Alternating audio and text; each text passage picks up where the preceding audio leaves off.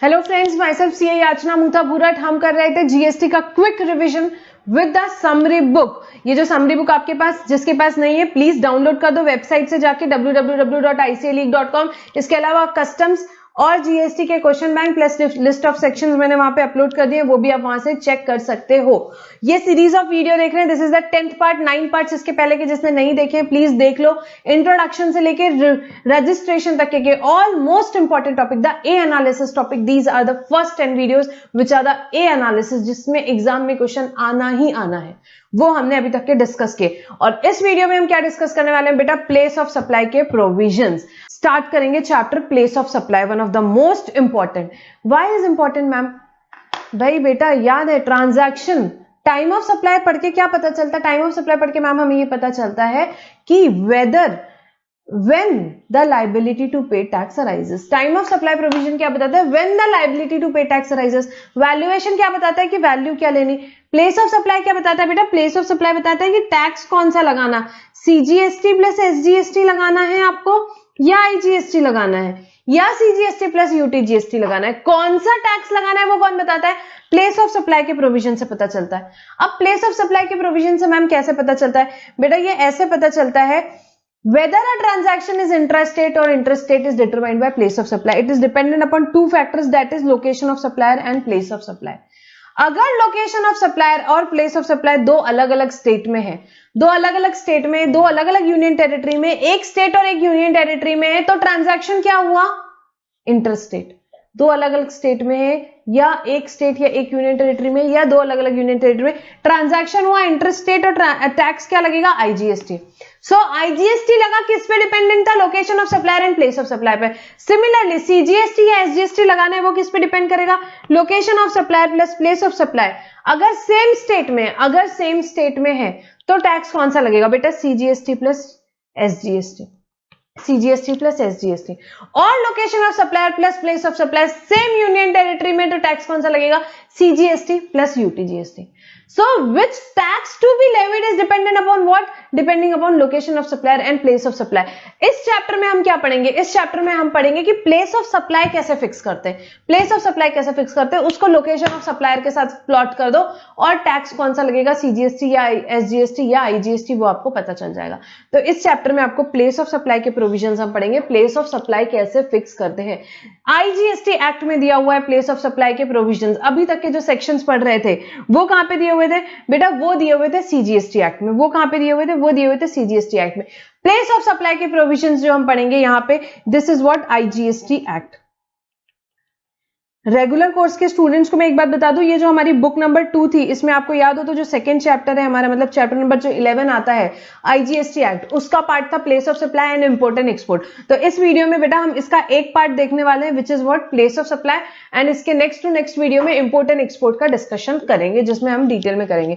तो chapter number 11 of the regular book यहाँ पे दो पार्ट में स्प्लिट है, समरी बुक में chapter number 10 and chapter number 12। ठीक है, अब यहाँ पे प्लेस ऑफ सप्लाई के प्रोविजंस कहां दिए हुए हैं? आईजीएसटी एक्ट में। अभी तक के जो प्रोविजन सेक्शंस हम देख रहे थे वो किसके देख रहे थे? सीजीएसटी एक्ट के। अब हम पढ़ेंगे आईजीएसटी एक्ट के। सो आईजीएसटी एक्ट का सेक्शन 10, सबसे पहले सेक्शन 10 ऑफ सीजीएसटी एक्ट क्या था? Composition levy. Section 10 of IGST act, goods के केस में प्लेस ऑफ सप्लाई कैसे निकालना other than import and export goods. अब देखो, मैंने फिर से बताया था कि why is it necessary to differentiate between goods and service? Because the provision for place of supply and time of supply are different for goods and different for services। तो सबसे पहले गुड्स के केस में पढ़ेंगे place of supply के provision other than import and export. मतलब domestic good supply कर रहे हैं, मैंने यहां से गुजरात माल बेचा, तो उस केस में क्या रहेगा? प्लेस ऑफ सप्लाई, वो डिटरमाइन कर रहे हैं। ठीक है, तो where the supply involves movement of goods whether by supplier or recipient or by any other person। Movement होना चाहिए, मूवमेंट कोई भी करे, सप्लाई कर सकता है, रिसिपिएंट कर सकता है, कोई और पर्सन कर सकता है। मूवमेंट के केस में प्लेस ऑफ सप्लाई क्या होगा? Location of goods at the time at which movement terminates for delivery to recipient. Terminate हो रहा है जहां पे डिलीवरी टू रिसिपिएंट के लिए, जहां पे टर्मिनेट हो रहा है वो क्या हो जाएगी बेटा? वो हो जाएगी आपकी place of supply. For example देखेंगे, सप्लायर मिस्टर भूरट मुंबई में, उन्होंने सेल किया, परचेसर मिस्टर बच्चन दिल्ली में है। Mister Bhurat travels and deliver jewellery to mister Bachchan. Mister Bhurat seller जो है उन्होंने ट्रेवल किया, परचेजर के यहाँ पे ज्वेलरी डिलीवर की। तो is there any movement of goods? Yes, movement of goods बिल्कुल था। मूवमेंट ऑफ गुड्स टर्मिनेट कहां पे हुआ? दिल्ली में। तो प्लेस ऑफ सप्लाई क्या हो जाएगी? Delhi. Place of supply Delhi हो जाएगी। लोकेशन ऑफ सप्लायर क्या होगा, मिस्टर भूरट का प्लेस क्या है, मुंबई। तो LOS महाराष्ट्र मुंबई, POS दिल्ली, अलग अलग स्टेट है। हाँ जी, टैक्स कौन सा लगेगा मैम, IGST। सेक्शन 10(1) में अभी क्या पढ़ा हमने मैम, हमने सेक्शन 10 में ये चीज पढ़ी थी अभी कि भाई लोग जहां पे मूवमेंट ऑफ गुड्स है तो जहां टर्मिनेट हो रहा है वो प्लेस ऑफ सप्लाई होगा। तो प्रेजेंट केस में क्या हो जाएगा बेटा, यहाँ पे हमने प्लेस ऑफ सप्लाई के प्रोविजन के हिसाब से निकाला कि प्लेस ऑफ सप्लाई हो जाएगा दिल्ली, लोकेशन ऑफ सप्लायर के साथ प्लॉट किया और टैक्स कौन सा निकला वो हमने बता दिया।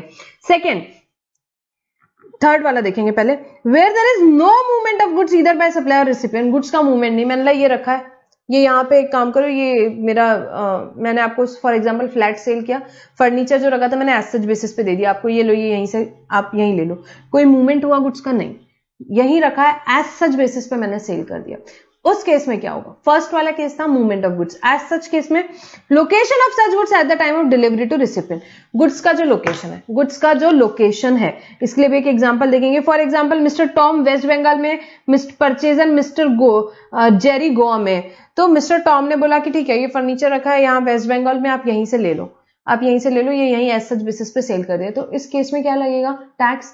सबसे पहले टैक्स क्या लगेगा उसके लिए देखना पड़ेगा, लोकेशन ऑफ सप्लायर क्या है, सप्लायर तो हमारे वेस्ट बंगाल के mister Tom, place of supply क्या है, location of goods at the time of delivery of the goods कहां पे, वेस्ट बंगाल में ही है, तो क्या हो जाएगा, टैक्स क्या लगेगा, POS LOS एंड POS एक ही स्टेट में हो गए, वेस्ट बंगाल, तो टैक्स लगेगा बेटा CGST प्लस SGST। अब एक स्टेट के CGST SGST का क्रेडिट क्या दूसरे स्टेट के में मिलता है, नहीं मिलता, इसलिए इस CGST SGST का क्रेडिट मिस्टर जेरी को गोवा में नहीं मिलेगा, इस CGST SGST का क्रेडिट गोवा में नहीं मिलेगा।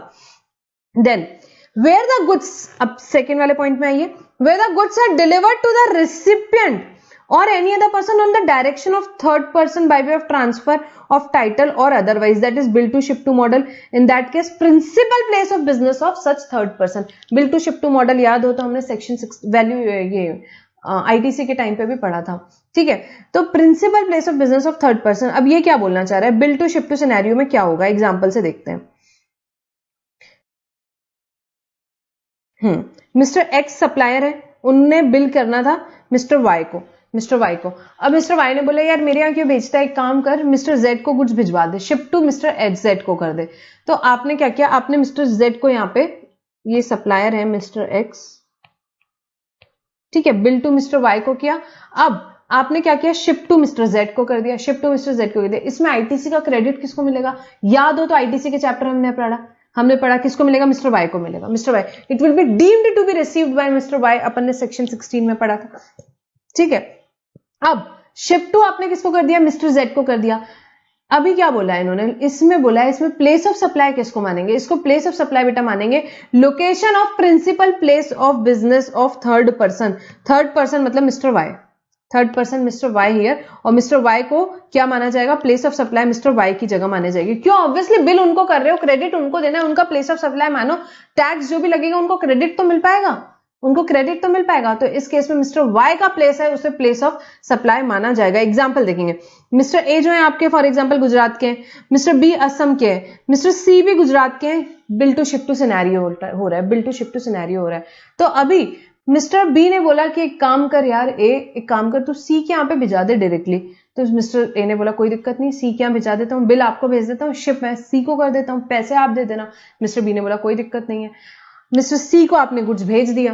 इस केस में प्लेस ऑफ सप्लाई क्या होगी बेटा, principal place of business of third person, मतलब मिस्टर बी का प्लेस जो रहेगा वो प्लेस ऑफ सप्लाई होगा, मतलब POS will be what, Assam, POS will be Assam. LOS location of supplier, mister A का प्लेस गुजरात। टैक्स कौन सा लगेगा बेटा इस केस में, IGST लगेगा। क्यों IGST लगेगा, क्योंकि LOS और POS अलग अलग स्टेट में है।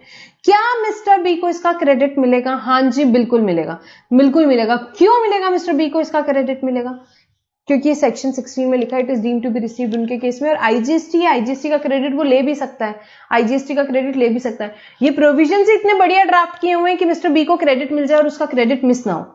अगर इस केस में मिस्टर सी का प्लेस ऑफ सप्लाई होता, सीजीएसटी एसजीएसटी लग जाता, तो मिस्टर बी के वो काम का ही नहीं रहता। इसीलिए जिसको क्रेडिट लेना है उसकी जगह कोई बना दिया इन्होंने क्या, place of supply. In case of bill to ship to scenario आपको ध्यान रखना है, जिसको बिल टू कर रहे हो वही जगह होगी place of supply, plus credit भी उसको मिलेगा सेक्शन 16 के हिसाब से। प्लेस ऑफ सप्लाई हो जाएगी उसकी सेक्शन 10 के हिसाब से of IGST act. I hope this is very clear. इसके बहुत सारे एग्जांपल्स हमने रेगुलर बुक में किए थे, बट अभी हमारा टाइम इतना ही परमिट करता है और इतना सफिशिएंट है अभी के लिए। Where the goods are assembled or installed at site, installation assembly के केस में क्या होगा, इंस्टॉलेशन असेंबली के केस में प्लेस ऑफ सप्लाई किसे बोलेंगे, place where the goods are assembled और इंस्टॉल्ड, जहां गुड्स असेंबल हो रहे हैं या इंस्टॉल हो रहे हैं उसे प्लेस ऑफ सप्लाई माना जाएगा, उसे प्लेस ऑफ सप्लाई माना जाएगा। मूवमेंट ये वो कुछ नहीं। इंस्टॉलेशन असेंबली में क्लियर है, जहां इंस्टॉलेशन या असेंबली हो रही है उसे प्लेस ऑफ सप्लाई माना जाएगा, उसे प्लेस ऑफ सप्लाई माना जाएगा। Mr. A from Chennai has sold machinery to Mr. B of Chennai for assembly at Mumbai. उस केस में क्या होगा बेटा, लोकेशन ऑफ सप्लायर क्या है, मिस्टर ए का place Chennai, place of supply क्या है, असेंबली कहां हो रही है, रिसिपिएंट का सप्लायर की जगह छोड़ दो, असेंबली कहां हो रही है, असेंबली मुंबई में हो रही है तो प्लेस ऑफ सप्लाई मुंबई हो जाएगा। एलओएस पीओएस अलग अलग जगह, टैक्स कौन सा लगेगा, आईजीएसटी, टैक्स कौन सा लगेगा, आईजीएसटी। बेटा भूलना मत, जो फुल फ्लेज बड़ा वाला क्वेश्चन आता है ना उसमें वो आपको बता देंगे मशीनरी से रिलेटेड। अगर आपके लास्ट आरटीपी में जैसा क्वेश्चन था कि भाई मशीनरी यहाँ इंस्टॉल हो रही है, सप्लायर यहाँ का, you have to find out tax कौन सा लगाना है, ठीक है। जो फुल फ्लेज क्वेश्चन आएगा ना उसमें सारे एडजस्टमेंट रहेंगे, वैल्यूएशन का भी, प्लेस ऑफ सप्लाई का भी, टाइम ऑफ सप्लाई का भी, इनवॉइसिंग का भी, सारे एडजस्टमेंट दे देंगे वो उसमें आपको। सप्लाई है कि नहीं, मिक्स्ड एंड कंपोजिट सप्लाई, इतना मिला के क्वेश्चन आने के चांसेस है 80% जो फुल फ्लेज क्वेश्चन आता है, ठीक है। और ये सारे कंसेप्ट हम लोग बहुत अच्छे से पढ़ चुके हैं। Where the goods are supplied on board conveyance like a vessel, aircraft, train और motor vehicle.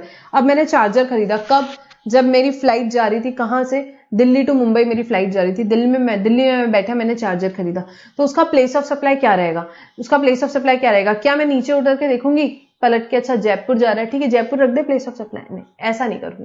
Place of supply जब ऑन बोर्ड आपको गुड्स दिया जाता है उसका क्या होता है, place where such goods are taken on board on the conveyance. Conveyance में जब लिया, मतलब कि for example Delhi to Mumbai flight जा रही है, दिल्ली में उन्होंने चार्जर ऑन बोर्ड लिए होंगे तो दिल्ली हो जाएगी प्लेस ऑफ सप्लाई, ठीक है, दिल्ली हो जाएगी प्लेस ऑफ सप्लाई। ये देखो यहाँ पे सिमिलर एग्जांपल है, mister Tom is travelling from Delhi to Mumbai in Jet who has registered office in Delhi, अब जेट तो है नहीं, ठीक है। He desires to watch a movie during the journey by making necessary payment, in this case LOS this Delhi, POS is Delhi, CGST plus SGST लगेगा, CGST plus SGST लगेगा उसको, ठीक है। तो ऑन बोर्ड कन्वेंस का हो गया ये। दिस इज रिगार्डिंग व्हाट बेटा, place of supply of goods, place of supply of goods. Movement है तो जहां मूवमेंट टर्मिनेट हो रहा है, डिलीवरी किया तो जहां पे डिलीवरी की उस टाइम पे जहां गुड्स था वो हो जाएगा place of supply. Bill to ship to scenario में जिसको बिल टू कर रहे हो वो हो जाएगा आपका place of supply. Assembly installation के केस में जहां असेंबली इंस्टॉलेशन हो रहा है, ऑन बोर्ड कन्वेंस है आपका, वेसल हो सकता है, एयरक्राफ्ट हो सकती है, ट्रेन हो सकता है, मोटर व्हीकल हो सकता है, तो जब गुड्स को बोर्ड पे लिया वो हो जाएगा प्लेस ऑफ सप्लाई। इस प्रोविजन से आप क्या निकालोगे बेटा, इस प्रोविजन से आप निकालोगे प्लेस ऑफ सप्लाई, इसको लोकेशन ऑफ सप्लायर के साथ प्लॉट करोगे और टैक्स निकालोगे, सीजीएसटी एसजीएसटी लगेगा कि आईजीएसटी लगेगा। तो ये था section number 10 which is regarding what, goods के केस में place of supply, place of supply in case of goods, place of supply in case of goods other than imported and exported goods. अब ma'am what about imported exported goods, बहुत ही simple है उस case में, तो in case of goods imported or exported from India, place of supply determined by section 11 of IGST Act. section 11 of IGST क्या बोलता है, in case of import place of supply simple है, location of importer हो जाएगा, location of importer हो जाएगा, और export के केस में location outside India place of supply हो जाएगा, प्लेस ऑफ सप्लाई हो जाएगा, ठीक है। और मैं आपको बता दूं इंपोर्ट एक्सपोर्ट के केस में हमेशा transaction is treated as interested, transaction is treated as interested, और एक्सपोर्ट के केस में या इंपोर्ट के केस में टैक्स कौन सा लगता है, टैक्स बेटा लगता है सिर्फ आईजीएसटी, सीजीएसटी प्लस एसजीएसटी कभी भी नहीं लगेगा। क्यों, क्योंकि उसको हमेशा इंटरस्टेट ट्रीट किया गया है।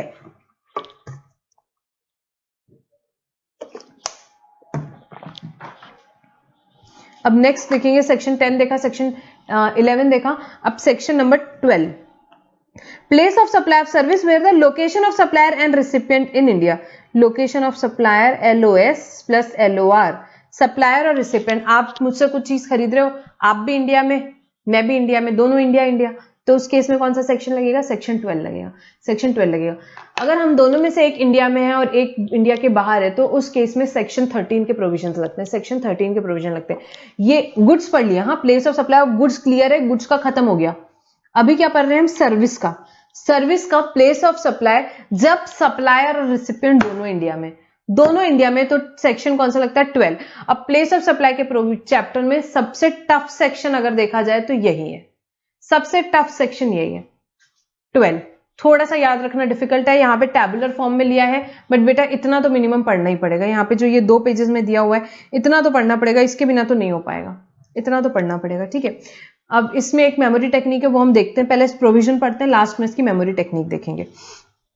So in respect of these 12 category of services, the place of supply is determined with reference to proxy. Rest of services are governed by default provision. अब सेक्शन 12 में भी और 13 में भी एक चीज बताइए गवर्नमेंट ने बोला एक काम करो कि कुछ स्पेसिफाई कर दी उन्होंने सर्विस की, भाई ट्रेनिंग सर्विस है, इमूवेबल प्रॉपर्टी वाली है, जो भी सर्विसेज उसमें स्पेसिफाई करी, इनका प्लेस ऑफ सप्लाई स्पेसिफिकली इसके हिसाब से देखा जाएगा। इसके अलावा जो भी सर्विस है, सीए की सर्विस, सीएस की सर्विस, जिसकी भी सर्विस है, जो भी सर्विस है, उसके लिए डिफॉल्ट रूल है, वो डिफॉल्ट रूल के हिसाब से चलेंगे। बाकी 12 केसेस में, बाकी यहां पे जैसे सेक्शन 12 में 12 केसेस में हमारे हिसाब से चलो, हम जो बता रहे हैं वो प्लेस ऑफ सप्लाई होगा। इसके अलावा अगर आपको कोई भी लेना है तो उस केस में आपको क्या लेना है, उस केस में बेटा आपको सीधे डिफॉल्ट रूल लेना है। उस केस में डिफॉल्ट रूल यहाँ पे दिया हुआ है नीचे, वो लेना है आपको। सबसे पहले डिफॉल्ट रूल देख लेते हैं। डिफॉल्ट रूल क्या है, मतलब जो कि सारी सर्विस में अप्लाई होगा, एग्जाम में ये काम आएगा, जो कि सारी सर्विस में अप्लाई होगा except specified services. Now what is the default rule?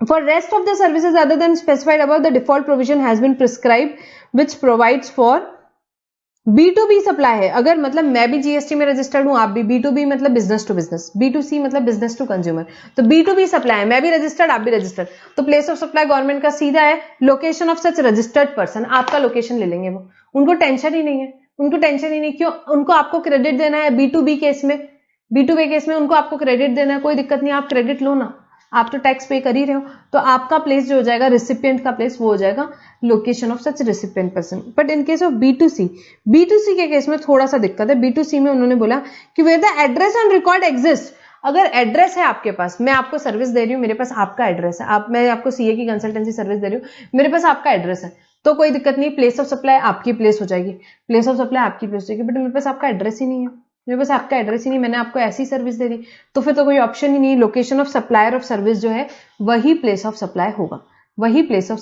होगा, ठीक है। ये हो गया डिफॉल्ट रूल। अब देखते हैं बेसिक रूल क्या है यहाँ पे। अब जो बाकी 12 सर्विसेज है एक के बाद एक पढ़ते हैं। First, immovable property related including accommodation in hotel, boat, vessel. इसमें इन्होंने क्या बोला, इमूवेबल प्रॉपर्टी के location at which the immovable property और बोट और वेसल इज लोकेटेड और इंटेंडेड टू बी लोकेटेड, ठीक है। तो इन्होंने यहाँ पे बोला कि भाई जहां पे इमूवेबल प्रॉपर्टी लोकेट हो रही है, जहां पे इमूवेबल प्रॉपर्टी बनने वाली है या बन चुकी है, वही जगह प्लेस ऑफ सप्लाई होगी। सप्लायर कहां का है मतलब नहीं, रिसिपिएंट कहां का है मतलब नहीं। अभी सप्लायर, और सबसे पहले सेक्शन 12 कब लगता है, जब सप्लायर रिसिपिएंट दोनों इंडिया में, उस केस में place of supply in case of immovable property, जहां पे इमूवेबल प्रॉपर्टी है वही प्लेस ऑफ सप्लाई होगा। Second, if property is located outside India. अब सेक्शन 12 कब लगता है, सप्लायर रेसिपिएंट दोनों इंडिया में, प्रॉपर्टी बाहर पे, सेक्शन 12 लग गया, तो located outside India, location of recipient का लोकेशन, जहां भी रिसिपिएंट है इंडिया में उसको बोलेंगे प्लेस ऑफ सप्लाई, क्योंकि प्रॉपर्टी इंडिया के बाहर है, उसको प्लेस ऑफ सप्लाई नहीं ट्रीट करना चाहती गवर्नमेंट, तो उस केस में क्या होगा, लोकेशन ऑफ रिसिपिएंट हो जाएगा। अब देखो इमूवेबल प्रॉपर्टी का यहाँ सेक्शन 12 के ये प्रोविजन है, सेक्शन 13 के देखते हैं, उसके एग्जांपल्स देखते हैं। इमूवेबल प्रॉपर्टी हम यहाँ पे फिनिश करते हैं, उसके बाद एक एक देखते जाएंगे, ठीक है। या एक काम करते हैं, पहले ये कंप्लीट कर लेते हैं, सेक्शन 13 जब देखेंगे उसके बाद में वो कंपैरिजन कर लेंगे, अभी अननेसेसरी कंफ्यूजन होगा। तो इसके एग्जांपल्स भी इमूवेबल प्रॉपर्टी के बाद में देखते हैं। इमूवेबल प्रॉपर्टी में क्या बात हुई हमारी, इमूवेबल प्रॉपर्टी में जहां इमूवेबल प्रॉपर्टी है, फॉर एग्जाम्पल मैं एक रियल एस्टेट कंसल्टेंट हूं, मैंने कुछ कंसल्टेंसी दी, मैं एक आर्किटेक्ट हूं फॉर एग्जाम्पल, मैंने इमूवेबल प्रॉपर्टी का पूरा डिजाइन ये वो बनाया, इमूवेबल प्रॉपर्टी मुंबई में, मैं आर्किटेक्ट हूं, मैं नागपुर में हूं, तो उस केस में प्लेस ऑफ सप्लाई क्या होगी, लोकेशन ऑफ सप्लायर क्या हुआ, मैं सर्विसेज सप्लाई कर रही हूं, मैं आर्किटेक्ट हूं, लोकेशन ऑफ सप्लायर हो गया नागपुर, प्लेस ऑफ सप्लाई क्या होगा, जहां इमूवेबल प्रॉपर्टी है, इमूवेबल प्रॉपर्टी कहां है, मुंबई में, तो प्लेस ऑफ सप्लाई हो जाएगा मुंबई में। अभी क्योंकि ये दोनों सेम स्टेट में, तो टैक्स क्या लग जाएगा, सीजीएसटी प्लस एसजीएसटी। अगर मैं आर्किटेक्ट हूं, मैं सूरत में रहती, तो location of supply Surat, place of supply Mumbai, जहां इमूवेबल प्रॉपर्टी, बाकी कोई मतलब नहीं। जहां इमूवेबल प्रॉपर्टी के केस में जहां इमूवेबल प्रॉपर्टी है, ठीक है। अब इमूवेबल प्रॉपर्टी अगर इंडिया के बाहर है तो प्लेस ऑफ सप्लाई भी इंडिया के बाहर फिक्स हो जाएगा। इसके एग्जांपल हम बाद में देखते हैं। इफ द इमूवेबल प्रॉपर्टी और boat vessel is located in more than one state, तो हर स्टेट को प्रोपोर्शन में हो जाएगा, ठीक है। नेक्स्ट है इमूवेबल प्रॉपर्टी रिलेटेड सर्विसेज, देख लिया हमने सेक्शन 12 की। नेक्स्ट है फोन बफरिंग केसेस, PHBFR, ये अपनी मेमोरी टेक्निक है, PHBFR phone buffering cases. P stands for personal grooming, H stands for health services, B stands for beauty treatment, F stands for fitness, R stands for restaurant and catering services. मतलब ये performance based service है, जहां पे मुझे चाहिए भाई personal grooming करने के लिए, हेल्थ सर्विस, ब्यूटी ट्रीटमेंट करने के लिए मुझे पर्सनली वो इंसान चाहिए। फिटनेस की सर्विसेज हुई, जिम से रिलेटेड होगी, रेस्टोरेंट कैटरिंग सर्विसेज, मुझे वो चाहिए। Phone buffering cases, PHBFR performance based services है। इस केस में प्लेस ऑफ सप्लाई क्या होगा? जहां पे वो सर्विसेज एक्चुअली परफॉर्म हुई, जहां पे वो सर्विसेज एक्चुअली परफॉर्म हुई। ब्यूटी ट्रीटमेंट के लिए आप गए, जहां पे वो सर्विस परफॉर्म हुई। आपने बाल कटवाने के लिए गया, हेयर कट सर्विसेज ली, जहां पे एक्चुअल हेयर कट हुआ, वो आपकी प्लेस ऑफ सप्लाई होगी। फॉर एग्जाम्पल, आपका हेयर स्टाइलिस्ट आया गोवा से, आपकी वेडिंग है, वो आप कर रहे हो कहीं केरला में, तो उसने आपकी हेयर कटिंग और वेडिंग से रिलेटेड सारी प्रिपरेशंस आपको तैयार व्यार किया, कहाँ? केरला में। तो प्लेस ऑफ सप्लाई क्या हो जाएगा बेटा? केरला हो जाएगा। आपका जो सप्लायर था, हेयर स्टाइलिस्ट था, वो ब्यूटिशियन थी, वो कहां से आई थी? गोवा से। तो location of supplier Goa, place of supply Kerala. Tax कौन सा लगेगा? IGST। टैक्स कौन सा लगेगा? IGST। तो इन केसेस में, PHBFR केसेस में प्लेस ऑफ सप्लाई क्या होगा? जहां सर्विसेज परफॉर्म हुई, जहां सर्विसेज परफॉर्म हुई, ठीक है। Then training and performance appraisal. Training and performance appraisal जो है वो क्या है? अगर ट्रेनिंग, मैं आपको ट्रेनिंग दे रही हूँ, मैं फॉर एग्जांपल कोई चार्टर्ड अकाउंटेंट का ग्रुप है, मैं उनको ट्रेनिंग देती हूँ, तो जनरली जब मैं चार्टर्ड अकाउंटेंट्स को ट्रेनिंग देती हूँ तो वो B2B होता है। क्यों? मैं भी GST में रजिस्टर्ड, वो भी GST में रजिस्टर्ड। उस केस में प्लेस ऑफ सप्लाई क्या होता है? Location of such registered person, उनका जो भी प्लेस ऑफ सप्लाई होगा। कोई चेन्नई से आ रहा है ट्रेनिंग के लिए, कोई अहमदाबाद से आ रहा है। जब ट्रेनिंग्स होती है, अलग अलग पार्ट ऑफ इंडिया से लोग आते हैं, वहां पे मैं ट्रेनिंग कंडक्ट करती हूँ, तो उस केस में मुझे B2B सप्लाई होता है, तो मुझे उनका लोकेशन जो होता है वो प्लेस ऑफ सप्लाई होती है। क्यों गवर्नमेंट ने ऐसा किया? ताकि उनको क्रेडिट मिल सके, ताकि उनको क्रेडिट मिल सके। तो location of such registered person, तो जो चेन्नई से आ रहा है तो मैं उसका प्लेस ऑफ सप्लाई चेन्नई डालूंगी। लोकेशन ऑफ सप्लाई मुंबई हो गया, टैक्स कौन सा लगेगा? IGST में। जो मुंबई से आ रहा है मैं उसको CGST SGST लगाऊंगी, उसको कोई टेंशन नहीं, उसको क्रेडिट मिल जाएगा।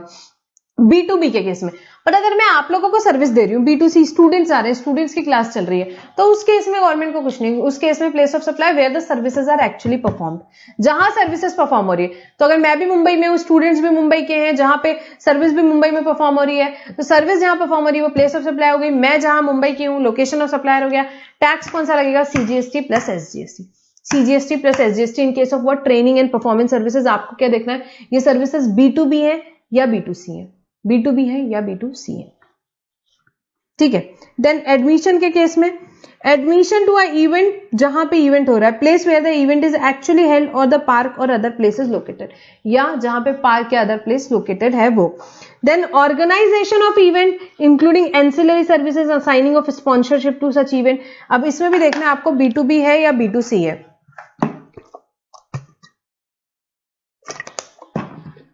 अभी आप देखोगे ना, तो यहां पे देखो मैंने एक वर्ड है, उसको मैंने ग्रीन कलर से किया है और उसका फॉन्ट साइज थोड़ा सा बड़ा है। वो आपके कुछ नहीं है, वो मेमोरी टेक्निक का वर्ड है, T3OI BP cases. Now what do you mean by T3OI BP cases? जो T3OI BP केसेस में आते हैं, उनको याद रखने का शॉर्टकट ये है। T3 का फर्स्ट T था हमारा ये ट्रेनिंग एंड परफॉर्मेंस सर्विसेज। उन सब केस में याद करने का ये है कि अगर T3OI BP केसेस वाले जो केसेस है, अगर वो आपने रजिस्टर्ड पर्सन को दिए हो, रिसिपिएंट अगर रजिस्टर्ड है, तो location of such registered recipient है, वो आपका प्लेस ऑफ सप्लाई होगा। और B2C में सब में डिफरेंट होगा, बट सारे केसेस में B2B में सेम है, T3OI BP केसेस में। तो फर्स्ट T हमने देखा यहाँ पे, ट्रेनिंग एंड परफॉर्मेंस में B2B को दे रहे हो तो location of such registered person, ठीक है। अब यहाँ पे T3 सेकेंड T जो है, जैसे ट्रांसपोर्टेशन ऑफ गुड्स का हम देखेंगे इंक्लूडिंग कुरियर, उसमें भी B2B को दे रहे हो तो location of such registered person, B2C को दे रहे हो तो वो सब में अलग रहेगा, पर हर केस में सिमिलर है। T3OI BP केसेस में याद रखने के लिए कि भाई T3OI BP केसेस में मतलब कि अगर मैंने ये सर्विसेज रजिस्टर्ड पर्सन को दी तो location of registered person he place of supply रहेगा। और 99% एग्जाम में ये चीज आपको B2B से पूछी जानी चाहिए, ठीक है। अब ये हमने कहां तक देख लिया था। एडमिशन के केस में क्या आएगा, एडमिशन के केस में where the event is actually held, जहां पे इवेंट एक्चुअली हेल्ड हो रहा है। ऑर्गेनाइजेशन ऑफ इवेंट के केस में क्या है, B2B रहा तो location of such registered person, T3OIBP cases में आता है ये O, T3OIBP केसेस, तो ऑर्गेनाइजेशन B2B को कर रहे हो तो सच रजिस्टर्ड पर्सन, B2C को कर रहे हो तो जहां पे इवेंट हो रहा है, जहां पे इवेंट हो रहा है। बट अगर इवेंट इंडिया के बाहर हो रहा है तो लोकेशन ऑफ रिसिपिएंट। यहाँ पे देखो 2 बार हो गया ये, अगर इवेंट इंडिया के बाहर है या बिल्डिंग इंडिया के बाहर हो रही है तो लोकेशन ऑफ रिसिपिएंट को प्लेस ऑफ सप्लाई फिक्स किया है गवर्नमेंट ने, क्योंकि इंडिया के बाहर प्लेस ऑफ सप्लाई फिक्स हुई, वो एक्सपोर्ट होने के चांसेस हो गए तो गवर्नमेंट को टैक्स नहीं भी मिल सकता है। बट सप्लाई रेसिपिएंट दोनों इंडिया के हैं तो फिर तो गवर्नमेंट लोकेशन ऑफ रेसिपिएंट को ही प्लेस ऑफ सप्लाई फिक्स करेगी। बहुत इन डेप्थ था, जिसको नहीं समझा इग्नोर करना। If the event is held in more than 1 state तो हर एक स्टेट में प्रोपोर्शन में जाएगा। देन ट्रांसपोर्टेशन ऑफ गुड्स के केस में क्या होगा, including mails and courier, B2B cases है तो location of such registered person, B2C cases है तो उस केस में जहां पे आप गुड्स हैंड ओवर कर रहे हो, जहां पे आप गुड्स क्या कर रहे हो बेटा, हैंड ओवर कर रहे हो for transportation, hand over for transportation, वो आपका प्लेस ऑफ सप्लाई हो जाएगा। देन पैसेंजर ट्रांसपोर्टेशन के केस में क्या होगा, B2B है तो अब ये देखो फिर से T3OIBP केसेस, B2B है तो location of such registered person, B2C है तो जहां पे पैसेंजर चढ़ा, embarked on a conveyance for a continuous journey, जहां पे पैसेंजर चढ़ा। फॉर एग्जाम्पल मैं मुंबई से लेके पुणे जा रही हूँ बस से, तो बस से पैसेंजर ट्रांसपोर्ट की सर्विस है, हाँ जी, तो मुंबई टू पुणे है, मैं मुंबई में एम्बार्क हुई तो प्लेस ऑफ सप्लाई क्या हो जाएगी बेटा, मुंबई हो जाएगी, प्लेस ऑफ सप्लाई मुंबई हो जाएगी। Services on board of a conveyance, on board conveyance में आपको सर्विस मिल रही है, आपको रेस्टोरेंट एंड केटरिंग सर्विस, आपको फूड वूड सर्व किया जा रहा है, दैट इज अ सर्विस। हाँ, रेस्टोरेंट एंड केटरिंग को शेड्यूल 2 ने सर्विस बोला था, तो उस केस में प्लेस ऑफ सप्लाई क्या हो जाएगी बेटा, location of first schedule point of departure of the conveyance, जहां first schedule point of departure होगा वो आपका प्लेस ऑफ सप्लाई हो जाएगा। नेक्स्ट इज रिगार्डिंग बेटा banking and other financial services including stock broking. तो banking and other financial services including stock broking है तो उस केस में प्लेस ऑफ सप्लाई क्या होगा बेटा, उस केस में प्लेस ऑफ सप्लाई होगा location of recipient of service in the records of supplier, जो सप्लायर है उसके रिकॉर्ड्स में रिसिपिएंट की जो भी एड्रेस होगी, जो भी रिसिपिएंट का जो भी लोकेशन ऑफ रिसिपिएंट होगा वो प्लेस ऑफ सप्लाई हो जाएगा। आपका अकाउंट बैंक में तो आपका जो भी एड्रेस जो भी लोकेशन होगा बैंक के पास वो लोकेशन ऑफ वो प्लेस ऑफ सप्लाई हो जाएगा।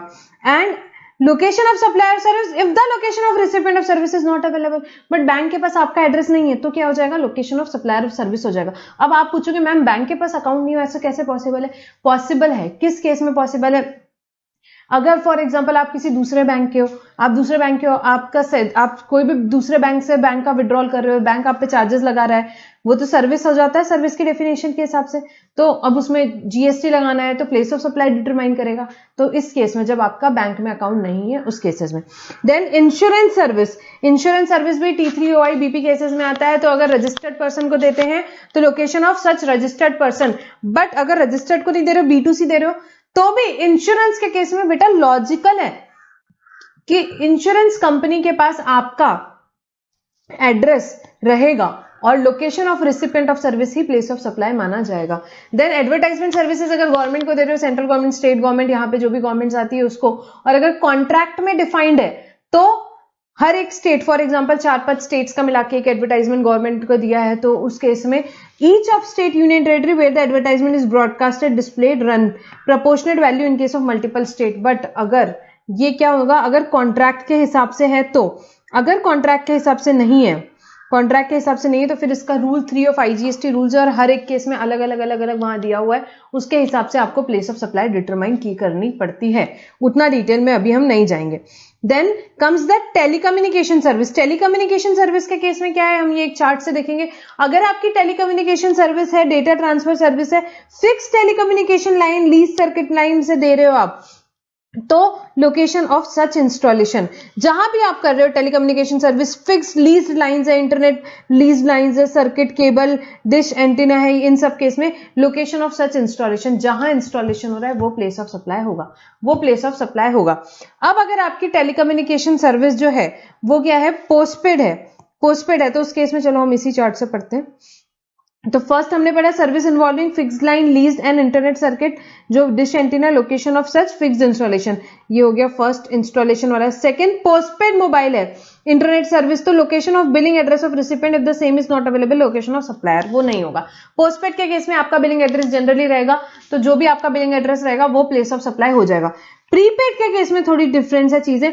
अगर प्रीपेड वाउचर है उस केस में अगर आप वाउचर, आपको याद हो तो आप कुछ वो सेलिंग एजेंट्स वगैरह होते हैं उससे भी खरीदते हैं वाउचर। सो अगर आपने वो रीसेलर से, एजेंट से, डिस्ट्रीब्यूटर से लिया है तो वो जो रीसेलर का जो एड्रेस है वो प्लेस ऑफ सप्लाई होगा, बट अगर टेलीकम्युनिकेशन कंपनी ने डायरेक्टली फाइनल सब्सक्राइबर को दिया है तो location where the payment is of the voucher received is sold, जहां पे भी वाउचर का पैसा मिल रहा है वो आपका प्लेस ऑफ सप्लाई हो जाएगा। So in case of prepaid through reselling agent है तो address of such reseller and by any other person to final subscriber है तो जहां पे पैसा मिल रहा है, जहां पे पैसा ई कॉम के थ्रू मिल रहा है, मतलब कि आपने वोडाफोन की वेबसाइट पे जाके वहीं पे उनका पेमेंट वाउचर खरीद लिया, उस केस में क्या होगा, उस केस में location of recipient in the records of supplier, recipient का जो भी लोकेशन होगा वो हो जाएगा place of supply. And in all other cases जो भी रेसिडरी केसेस बच जाएंगे, एड्रेस ऑफ रिसिपिएंट जो भी रहेगा वो प्लेस ऑफ सप्लाई हो जाएगा, तो इसमें मेजरली आपको 3 चीजें याद रखनी है। फिक्स लाइन वगैरह है तो जहां पे इंस्टॉलेशन हो रहा है, पोस्टपेड है तो जो बिलिंग एड्रेस अगर नहीं है तो फिर location of supplier, then prepaid है तो प्रीपेड भी रीसेलर के थ्रू बेच रहे हो तो क्या होगा, रीसेलर का एड्रेस, रीसेलर के थ्रू नहीं है डायरेक्ट फाइनल सब्सक्राइबर को जा रहा है तो क्या होगा, प्लेस ऑफ सप्लाई, जहां पे भी पैसा मिल रहा है। ई कॉम के थ्रू मिल रहा है तो location of recipient, residuary all other cases location of recipient. Telecommunication service बेटा यहाँ पे खत्म, ठीक है। If the lease circuit install in more than one state तो proportion of value of service provided in each such state जो होगा वो आपका प्लेस ऑफ सप्लाई हो जाएगा। अब इसको याद कैसे रखना है, अब याद ऐसे रखना है बेटा, T3OI BP केसेस। अच्छा हमने यहाँ पे एक तो मिस किया, मेरे को ऐसा लगता है ट्रांसपोर्टेशन ऑफ गुड्स पढ़ा ना, ठीक है। T3OI BP केसेस मतलब T3 में 3 है, सबसे पहले training service, transportation of goods, transportation of passengers, ये तीनों में प्लेस ऑफ सप्लाई कैसे आइडेंटिफाई करेंगे। तो ट्रेनिंग वाले केस में अगर B2B है तो location of such registered person, फिर देन ट्रांसपोर्टेशन ऑफ गुड्स में B2B है तो location of such registered person, then passenger transportation में रजिस्टर्ड पर्सन तो location of such registered person. B2B में ये हो गया, T3 हो गया। अब O is what, organisation, organisation में O ऑर्गेनाइजेशन है तो B2B है तो location of such registered person. I is what, I is बेटा insurance services, location of such registered person. BP cases B is what, यहाँ पे आपका B is banking services, location of such person. And then comes your last यहाँ पे ठीक है। ये हमने क्या किया, T3OI जो भी BP केसेस हैं आपके, अब मैंने यहाँ पे B से समराइज किया है।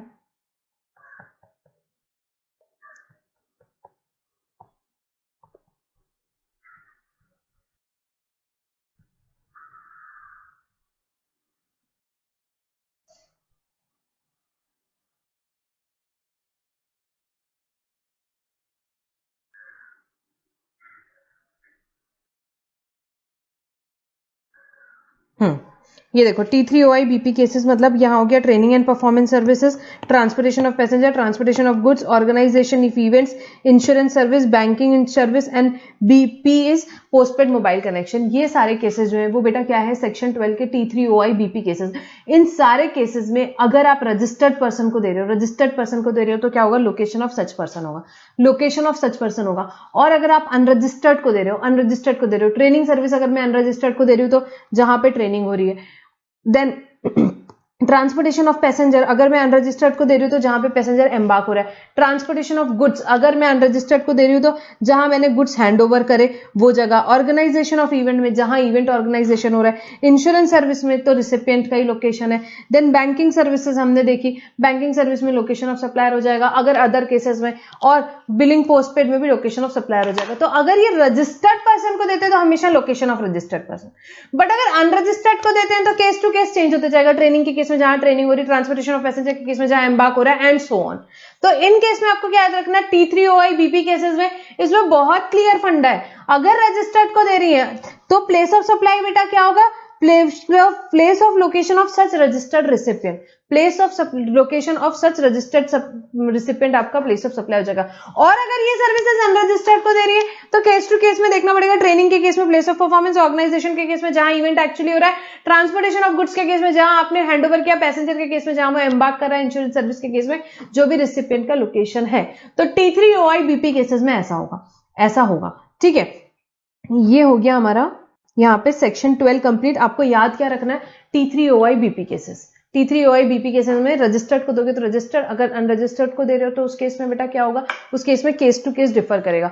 उसके अलावा कुछ सर्विसेज है जैसे कि immovable property based first, then phone buffering cases, then admission, onboard conveyance and advertisement services. ये 5 सर्विसेज और बचती है जिसके स्पेसिफिक इवेंट्स फिक्स किए हुए। इसके अलावा जो भी आपके बचते हैं उस केस में आपका क्या रहेगा, उसमें डिफॉल्ट रूल लगेगा। डिफॉल्ट रूल क्या है, B2B दे रहे हो तो रजिस्टर्ड का लोकेशन, B2C दे रहे हो तो एड्रेस है तो उसका लोकेशन, एड्रेस नहीं है तो location of supplier, location of supplier. तो यहां पे आपकी मेमोरी टेक्निक होगी T3OI BP केसेस ये। इसके अलावा आपका बचता है immovable property based, phone buffering cases, advertisement services, onboard services and admission services. इनके अलावा ये सर्विसेज बचती है जिसमें स्पेसिफिक रूल्स दिए हुए हैं। इसके अलावा बाकी सारी सर्विसेज में आपको क्या रूल लगाना है, आपको जनरल रूल लगाना है। ठीक है, ये बेटा हो गया हमारा सेक्शन 12 कंप्लीट एंड सेक्शन 13 अब यहाँ पे हम स्टार्ट करेंगे। अब सेक्शन 12 कब लगता था, जब location of supplier and place of supply, location of supplier plus place of supply, sorry location of supplier and location of recipient दोनों इंडिया में है। सप्लायर भी इंडिया का, रिसिपिएंट भी इंडिया का, तो आपके प्रोविजंस कौन से थे, सेक्शन 12 के लगते थे, सेक्शन 12 के लगते थे। अब अगर आपका सप्लायर या रिसिपिएंट दोनों में से एक अगर आउटसाइड इंडिया है, दोनों में से एक आउटसाइड इंडिया है, तो place of supply is determined as per section 13। 12 and 13 apply both in case of what services. 12 applies when supplier and recipient is in India. 13 applies when supplier and recipient, when supplier and recipient both बेटा दोनों में से एक कोई India में है, एक India के बाहर है, then the place of supply is determined by applying the provisions of what, section 13. Section 13 दोनों में से एक इंडिया में है और एक आउटसाइड इंडिया है, एक आउटसाइड इंडिया है। तो प्लेस ऑफ सप्लाई के प्रोविजंस आपके कहां से डिटरमाइन होते हैं, प्लेस ऑफ सप्लाई के बेटा प्रोविजंस आपके डिटरमाइन होते हैं सेक्शन 13 के हिसाब से।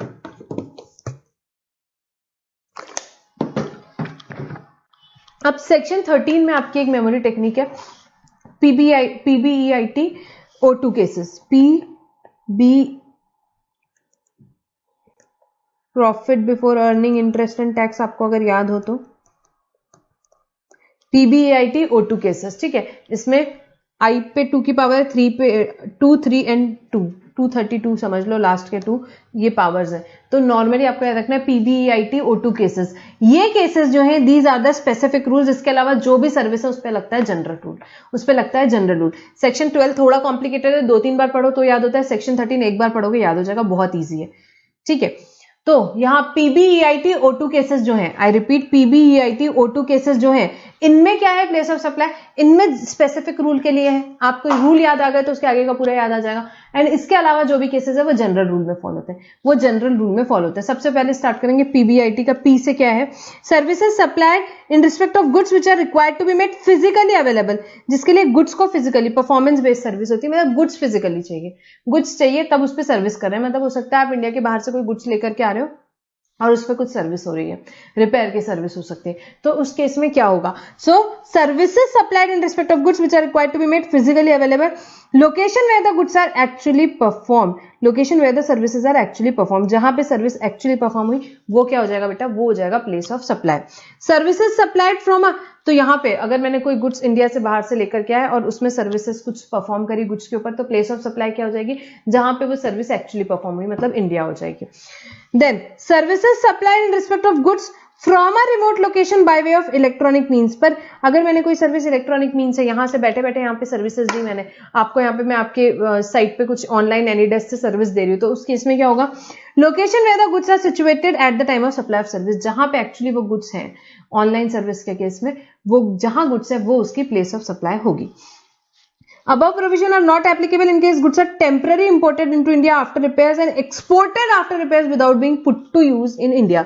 यहाँ पे देखो क्या बोला है, यहाँ क्योंकि गवर्नमेंट, क्योंकि भाई आपने हो सकता है पहले कोई गुड्स एक्सपोर्ट की हो, फिर वो गुड्स में कुछ खराबी हो गई, तो आपको एक्सपोर्ट, वहां पे इंपोर्टर ने बोला कि भाई ठीक करके दो, आपने बोला इंडिया भिजवा दे, ठीक करवा के देता हूँ, उसने इंडिया गुड्स भिजाया, आपने ठीक ठाक किया, कुछ यूज नहीं किया, आपने वापस भेज दिया, तो उस केस में गवर्नमेंट चाहती नहीं कि प्लेस ऑफ सप्लाई इंडिया में फिक्स हो, क्यों नहीं चाहती गवर्नमेंट? गवर्नमेंट चाहती फिर प्लेस ऑफ सप्लाई, क्योंकि वो अल्टीमेटली एक्सपोर्ट है, एक्सपोर्ट को तो बेनिफिट्स देना ही चाहती है गवर्नमेंट। तो उस केस में ये रूल अप्लाई नहीं होगा। ये रूल अप्लाई नहीं होगा मतलब क्या? डिफॉल्ट रूल अप्लाई होगा। जहां पे भी स्पेसिफिक रूल अप्लाई नहीं है मतलब डिफॉल्ट रूल होगा। सेक्शन 12 में भी 13 में भी जहां स्पेसिफिक रूल नहीं लगते वहां डिफॉल्ट रूल लगते हैं। डिफॉल्ट रूल क्या बोलता है देखते हैं एक बार। Default rule for cross border supply in other than 9 specified above, in case of any service place of supply is location of recipient of service. जिसको सर्विस मिल रही है वो प्लेस ऑफ सप्लाई होगी। Location of supplier of service if location of recipient is not available, but अगर location of recipient नहीं है तो लोकेशन ऑफ सप्लायर होगी। तो generally the POS is what? LOR, location of recipient. But if LOR is not available then POS is location of supplier, then POS is location of supplier। अगर LOR नहीं available है then POS क्या हो जाता है? Location of supply, location of supplier हो जाएगा। ठीक है, तो ये है डिफॉल्ट रूल, सेक्शन 13 का डिफॉल्ट रूल। डिफॉल्ट रूल हर एक जगह लगेगा एक्सेप्ट जो स्पेसिफिक सिचुएशन दी हुई है उसके अलावा। तो यहां पे अब देखो टाइम नहीं है इसलिए ज्यादा डिटेल में नहीं जा सकते। यहाँ पे लोकेशन ऑफ रिसिपिएंट फिक्स कर दी, एक इंडिया में एक बाहर है। तो फॉर एग्जांपल रिपेयर वाली सर्विस का हम एग्जांपल ले रहे थे। जर्मनी से कुछ चीज इंडिया आती है, ठीक है, आप उसमें सर्विसेज परफॉर्म करते हो और वो वापस से विदाउट यूज एक्सपोर्ट कर देते हो, तो उस केस में प्लेस ऑफ सप्लाई क्या होगी? रिसिपिएंट कहाँ है? जर्मनी। प्लेस ऑफ सप्लाई बाहर कर दी। बाकी एक्सपोर्ट की डेफिनेशन की कंडीशंस फुलफिल हो गई, तो उसमें एक्सपोर्ट ऑफ सर्विस में एक कंडीशन ये भी है, place of supply outside India. तो उस केस में ये जो सर्विस हो जाएगी बेटा, ये सर्विस को एक्सपोर्ट के बेनिफिट्स भी मिल सकते हैं if other conditions are satisfied, इसीलिए उसका प्लेस ऑफ सप्लाई बाहर फिक्स किया गया है।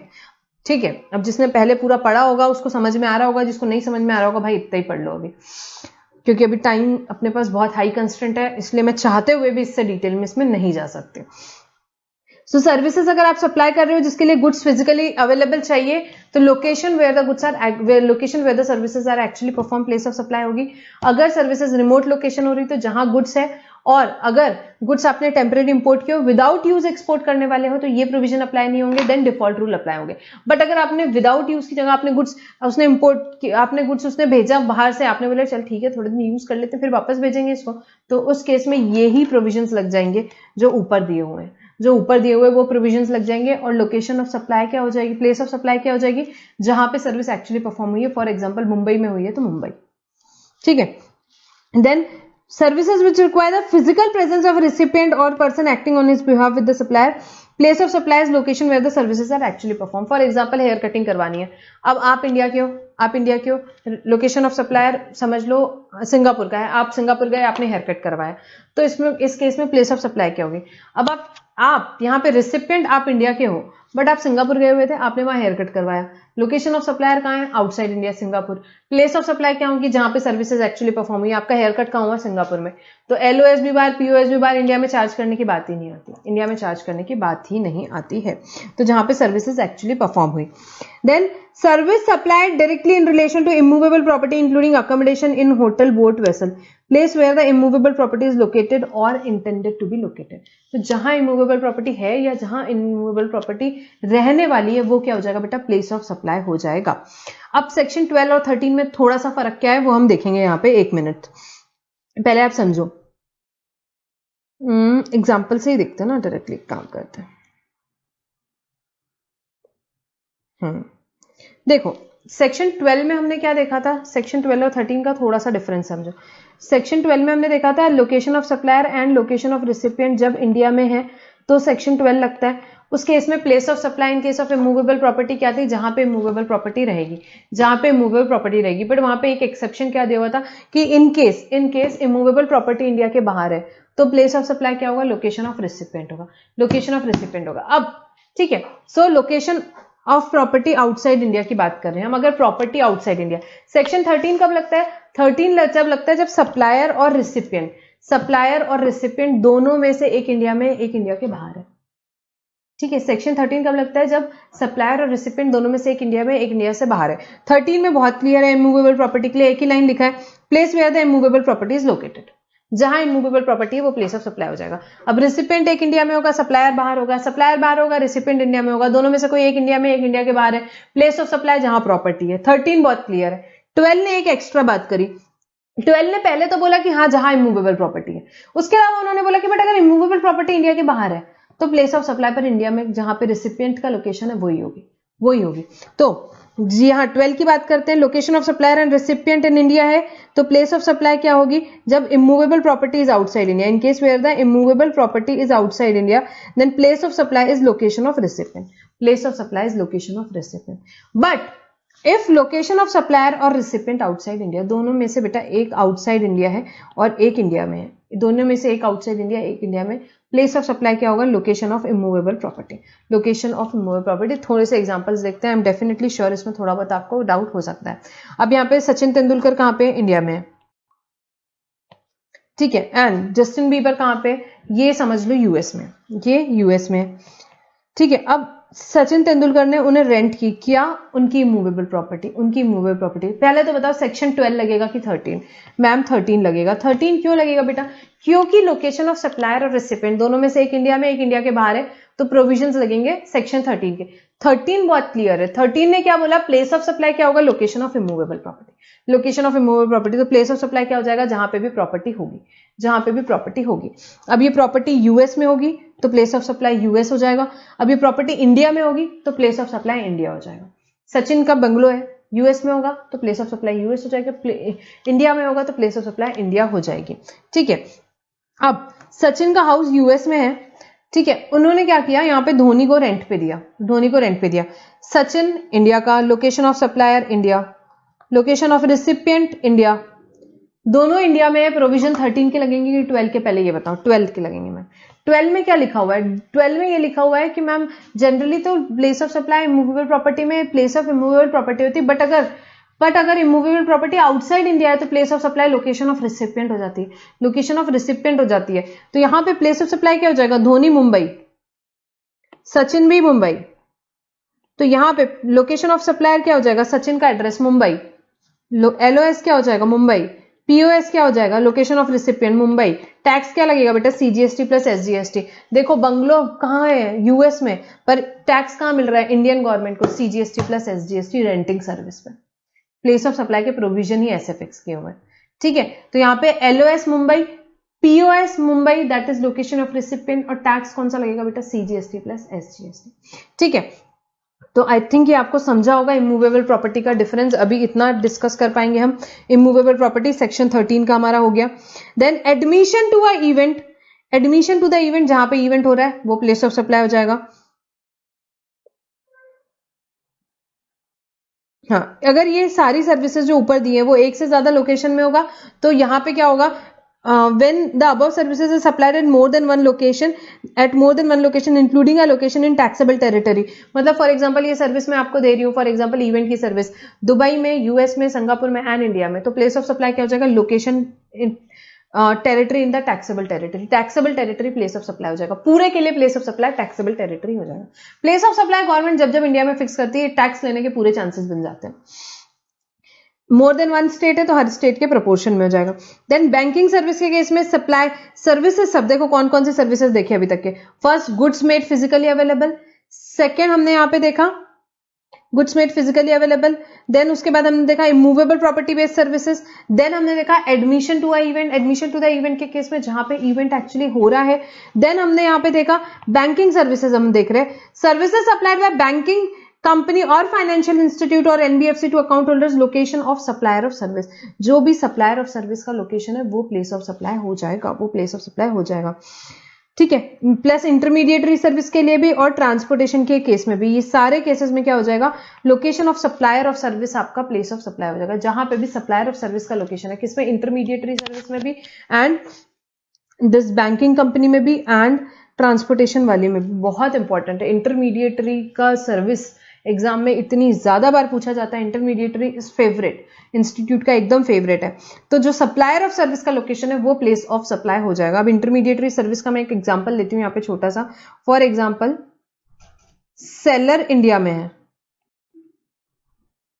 सेलर इज इन इंडिया,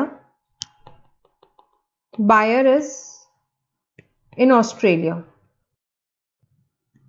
ठीक है। बायर ऑस्ट्रेलिया में है, सेलर इंडिया में है। इन दोनों को बीच में एक इंटरमीडिएटरी है जो कि सूरत में है।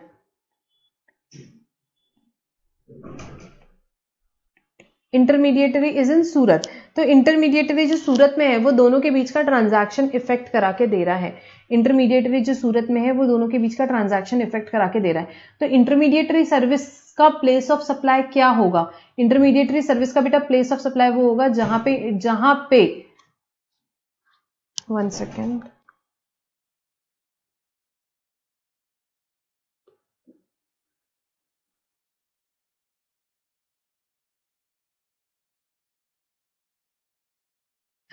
ये देखो, सेलर हमारा इंडिया में है, सेलर हमारा इंडिया में, बायर हमारा ऑस्ट्रेलिया में है, ठीक है। इंटरमीडिएटरी हमारा सूरत में, इंटरमीडिएटरी सर्विस जो करा के दे रहा है, मतलब बायर और सेलर के बीच में जो ट्रांजैक्शन करा के दे रहा है वो बंदा कहाँ है? सूरत में। सर्विस कौन सी है? Intermediary service. उसका प्लेस ऑफ सप्लाई बेटा क्या रहेगा? Location of such supplier of service, location of such supplier of service. तो यहाँ पे location of supplier of service क्या है? इंटरमीडिएटरी सर्विस दे रहा है, तो यहाँ पे पीओएस क्या हो जाएगा? जो location of supplier of service है, that is what? Surat. LOS भी वही रहेगा, सूरत। और टैक्स क्या लग जाएगा बेटा इस केस में? CGST plus SGST, CGST plus SGST. अब इस केस में उल्टा होता, अगर इंटरमीडिएटरी सूरत का होता, इंटरमीडिएटरी ऑस्ट्रेलिया का होता, तो उस केस में प्लेस ऑफ सप्लाई और लोकेशन ऑफ सप्लायर दोनों क्या हो जाती? ऑस्ट्रेलिया हो जाता। वो ट्रांजैक्शन इंडिया में ट्रांजैक्शन चार्ज नहीं होता था। तो intermediary service very very important from exam point of view. Intermediary service में क्या होगा? Location of supplier of service, location of supplier of service जो रहेगा वो आपका प्लेस ऑफ सप्लाई हो जाएगा, ठीक है। Then service consisting of hiring of means of transportation including याचेस, ठीक है, इसके भी हो गया। Then transportation of goods other than by way of mail और कुरियर। आप गुड्स का ट्रांसपोर्टेशन कर रहे हो अदर वे बाय मेल और कुरियर, मतलब मेल और कुरियर में क्या होगा? डिफॉल्ट रूल अप्लाई होगा। Place of destination of service, destination of such goods. Destination मतलब कि अगर आपने यहां से मैंने पार्सल न्यूयॉर्क भेजा तो प्लेस ऑफ सप्लाई क्या होगी? न्यूयॉर्क। जो डेस्टिनेशन है वो हो जाएगा place of supply. Location of supplier India, ठीक है। Then passenger transport, passenger where place where the passenger embarks on a conveyance for a continuous journey, जहां एम्बार्क हो रहा है, तो this is also same as what? जो section 12 में है। Onboard conveyance first schedule point of departure. OIDR service very interesting, location of recipient of service. OIDR service के case में क्या होगा? Location of recipient of service, section 14 very important. OIDR का जो मैंने चार्ट दे दिया है, बिल्कुल पढ़ के जाना। इंस्टीट्यूट का इंटरमीडिएटरी सर्विस और OIDR सर्विस आज नहीं बहुत ज्यादा फेवरेट है, इस पे क्वेश्चन आने के काफी चांसेस रहते हैं, ठीक है। तो अभी देखो हमने यहाँ पे क्या पढ़ा? PBEIT O2 cases. अब ये कैसे प्लॉट होते हैं ये देखते हैं।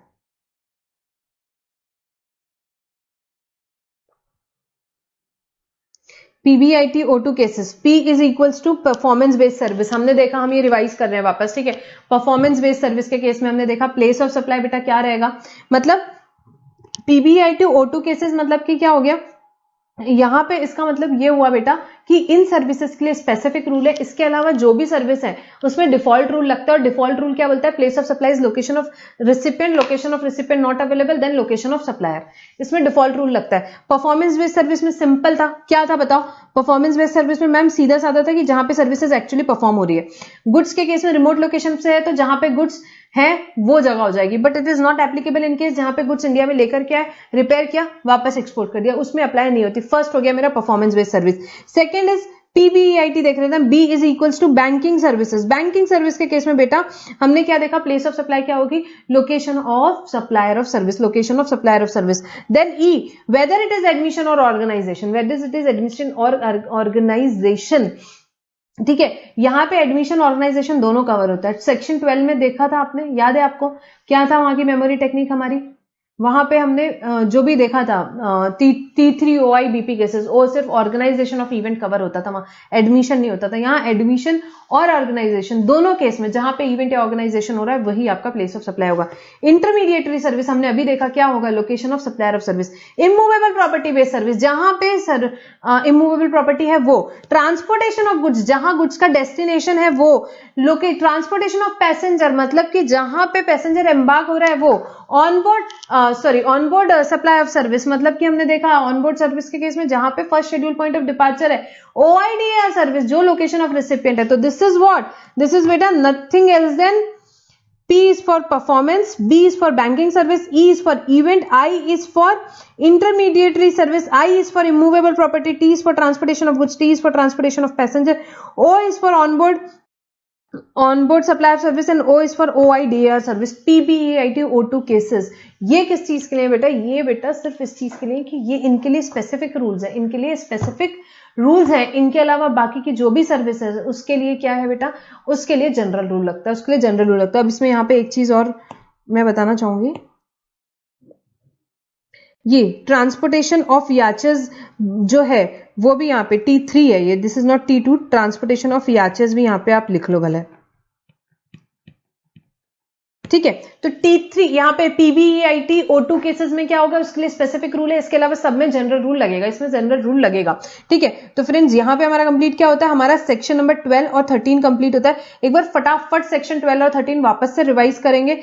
सेक्शन 12 में क्या था? T3 OIBP केसेस में क्या है? स्पेसिफिक रूल लगेंगे। स्पेसिफिक कौन से रूल लगेंगे कि भाई अगर रजिस्टर्ड को दिया तो रजिस्टर्ड का प्लेस, अगर रजिस्टर्ड को नहीं दिया तो वन बाय वन देखने। 13 में PBIT O2 केसेस है, उसमें क्या है भाई? PBIT O2 केसेस में उनके लिए स्पेसिफिक रूल है, बाकी सबके लिए जनरल रूल लगेगा, बाकी सबके लिए जनरल रूल लगेगा। तो यहाँ पे एक बार सेक्शन 12 देखेंगे। देखो सेक्शन 12 में अदर देन यहाँ पे सबसे पहले हमने देखा था immovable property based. Immovable property जहां पे प्रॉपर्टी है अगर एक से ज्यादा स्टेट में है तो प्रोपोर्शनेट हो जाएगा। इमूवेबल प्रॉपर्टी अगर इंडिया के बाहर है तो लोकेशन ऑफ रिसिपिएंट हो जाएगा। देन फोन बफरिंग केसेस थे PHBFR, उसमें क्या बात हुई थी? जहां पे सर्विसेज एक्चुअली परफॉर्म होगी। PHBFR मतलब क्या होता है? Personal grooming, health service, beauty treatment, fitness, restaurant and catering service. Then T3 हमने पढ़ा ट्रेनिंग सर्विस। ट्रेनिंग सर्विस के केस में T3 OIBP केसेस में हिट करता है, यस बिल्कुल करता है। तो रजिस्टर्ड पर्सन का लोकेशन, अगर रजिस्टर्ड पर्सन नहीं है तो जहां पे सर्विसेज एक्चुअली परफॉर्म हो रही है। देन एडमिशन, एडमिशन क्या T3 OIBP में आता? नहीं आता। तो फिर जहां पे एडमिशन हो रहा है, जहां पे इवेंट हो रहा है वही होगा। देन ऑर्गेनाइजेशन ऑफ इवेंट क्या T3 OIBP में आ रहा है? यस बिल्कुल आता है। तो उस केस में अगर B2B को जाता है तो रजिस्टर्ड, B2B को नहीं जाता है तो जहां पे इवेंट हो रहा है वो लोकेशन हो जाएगा। देन ट्रांसपोर्टेशन ऑफ गुड्स क्या T3 OIBP केसेस में आता है? हाँ बिल्कुल आता है। B2B को जाएगा तो रजिस्टर्ड, अगर B2C को जा रहा है तो जहां पे गुड्स हैंडओवर हो रहा है। अब ट्रांसपोर्टेशन ऑफ गुड्स का एक और डिफरेंस बिटवीन सेक्शन 12 एंड 13। 12 में कहां है? जहां हैंडओवर कर रहे हैं, मतलब मैंने मुंबई टू पुणे एक पार्सल लगाया तो प्लेस ऑफ सप्लाई क्या होगा? जहां मुंबई का प्लेस है वो हो जाएगा। और 13 में क्या है? जो डेस्टिनेशन ऑफ गुड्स है, मतलब मैंने मुंबई टू न्यूयॉर्क कोई पार्सल लगाया तो प्लेस ऑफ सप्लाई क्या हो जाएगा? 13 के केस में डेस्टिनेशन। 13 कब अप्लाई होता है? जब दोनों में से एक जन सप्लायर और रेसिपिएंट में से एक इंडिया में एक इंडिया के बाहर है, तब 13 अप्लाई होता है। देन पैसेंजर ट्रांसपोर्ट सर्विस के केस में बेटा क्या है? पैसेंजर ट्रांसपोर्ट सर्विस क्या T3 OIBP केसेस में आता है? हाँ जी बिल्कुल आता है, T3 में आता है पैसेंजर ट्रांसपोर्ट सर्विस। तो उस केस में अगर B2B है तो रजिस्टर्ड पर्सन का लोकेशन, अगर B2B नहीं है तो क्या रहेगा? जहां पे पैसेंजर चढ़ रहा है वो जगह हो जाएगा। Then services on board conveyance वाली रहेगी तो जहां पे first schedule point of departure है। This is same in both the cases.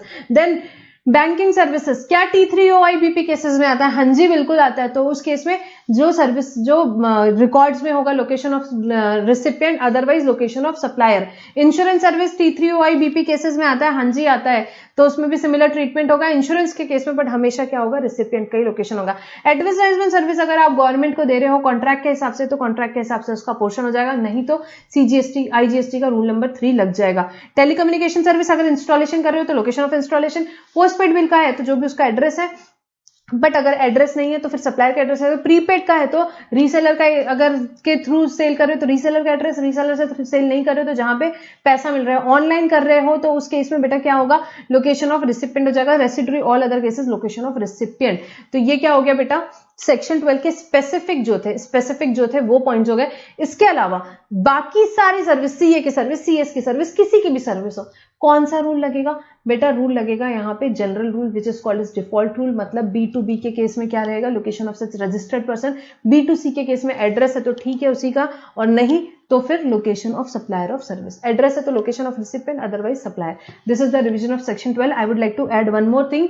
जो इमूवेबल प्रॉपर्टी बेस्ड सर्विस है, मतलब इमूवेबल प्रॉपर्टी से रिलेटेड कोई भी सर्विस हो सकती है। आर्किटेक्ट दे सकता है, इंजीनियर दे सकता है, कंसल्टेंट दे सकता है, रियल एस्टेट एजेंट्स दे सकते हैं, कंस्ट्रक्शन सर्विस हो सकती है, इरेक्शन सर्विस हो सकती है, कोई भी सर्विस हो, वर्क कॉन्ट्रैक्ट सर्विस होती है, कोई भी सर्विस हो, location of immovable property he place of supply होगा। ठीक है, ये हो गया सेक्शन 12। सेक्शन 13 में क्या पड़ा? PBEIT O2 केसेस के केस में क्या रहेगा? उस केस में स्पेसिफिक रूल लगेगा, नहीं तो जनरल रूल लगेगा। जनरल रूल क्या बोलता है? Location of recipient is the place of supply, otherwise location of supplier. So this was the brief revision of section 10, 11, 12 and 13। यहाँ दो चीजें हमारे डिस्कशन के लिए, एक तो बेटा ट्रांसपोर्टेशन ऑफ गुड्स, सेक्शन 12 जो हमने पढ़ा, transportation of goods including mail और कुरियर। प्लेस ऑफ सप्लाई में क्या होती है, अगर मैं रजिस्टर्ड पर्सन को दे रही हूँ, अगर मैं रजिस्टर्ड पर्सन को देती हूँ तो प्लेस ऑफ सप्लाई यहाँ पे क्या होती है, रजिस्टर्ड पर्सन की प्लेस। और अगर मैंने अनरजिस्टर्ड को दिया है तो उस केस में क्या होती है, उस केस में होती है कि location at which such goods are handed over for transportation, मैंने जहां भी उसको हैंड ओवर किया, ये हमने पढ़ा था। अब इसमें एक चीज और है कि अगर मैं गुड्स इंडिया के बाहर भेज रही हूँ, जैसे कि फॉर एग्जाम्पल मैं यहां से गुड्स भेज रही हूँ दुबई, मैं यहां से गुड्स भेज रही हूँ दुबई, सो गुड्स को मैं ट्रांसपोर्ट कर रही हूँ आउट ऑफ इंडिया, उस केस में बेटा प्लेस ऑफ सप्लाई क्या होगा, place of destination of goods, place of destination of goods रहेगा। ठीक है, ये एक हमारा पॉइंट यहाँ पे हमने डिस्कस नहीं किया था, ये न्यूली इंसर्टेड है, एक बार अमेंडमेंट के नोट्स में भी हम इसको एक बार डिस्कस करेंगे। So where the transportation of goods is to a place outside India, place of supply shall be destination of such goods, it is a newly inserted provision, it is a newly inserted provision. Therefore in case where location of supplier and recipient दोनों India में, तभी section 12 लगेगा, तभी section 12 लगेगा। And goods are transported to a place outside India, the place of transportation service shall be place of destination, that is outside India का यहाँ पे उसका प्लेस ऑफ सप्लाई हो जाएगा, प्लेस ऑफ सप्लाई हो जाएगा।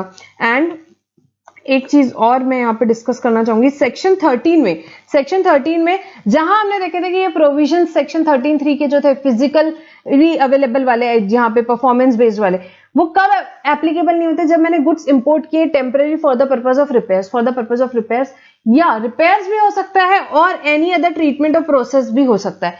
Repairs any other treatment process के लिए अगर आपने, repairs any other treatment of process के लिए अगर आपने गुड्स लेकर के आए हो तो और आपने उसको एक्सपोर्ट कर दिए हो without being put to use, तो फिर यहाँ पे ये प्रोविजंस नहीं लगते, ये प्रोविजंस नहीं लगते हैं, मतलब क्या होता है बेटा, डिफॉल्ट रूल लगता है, डिफॉल्ट रूल लगता है। ठीक है, तो ये हमने डिस्कस कर लिया। चलिए अब आगे का डिस्कशन कंटिन्यू करेंगे। सो कुछ आईजीएसटी रूल्स है, हम पढ़ेंगे बेटा एग्जाम के हिसाब से, नॉट सो इंपॉर्टेंट, बहुत क्विकली पढ़ेंगे हम यहाँ पे IGST rules.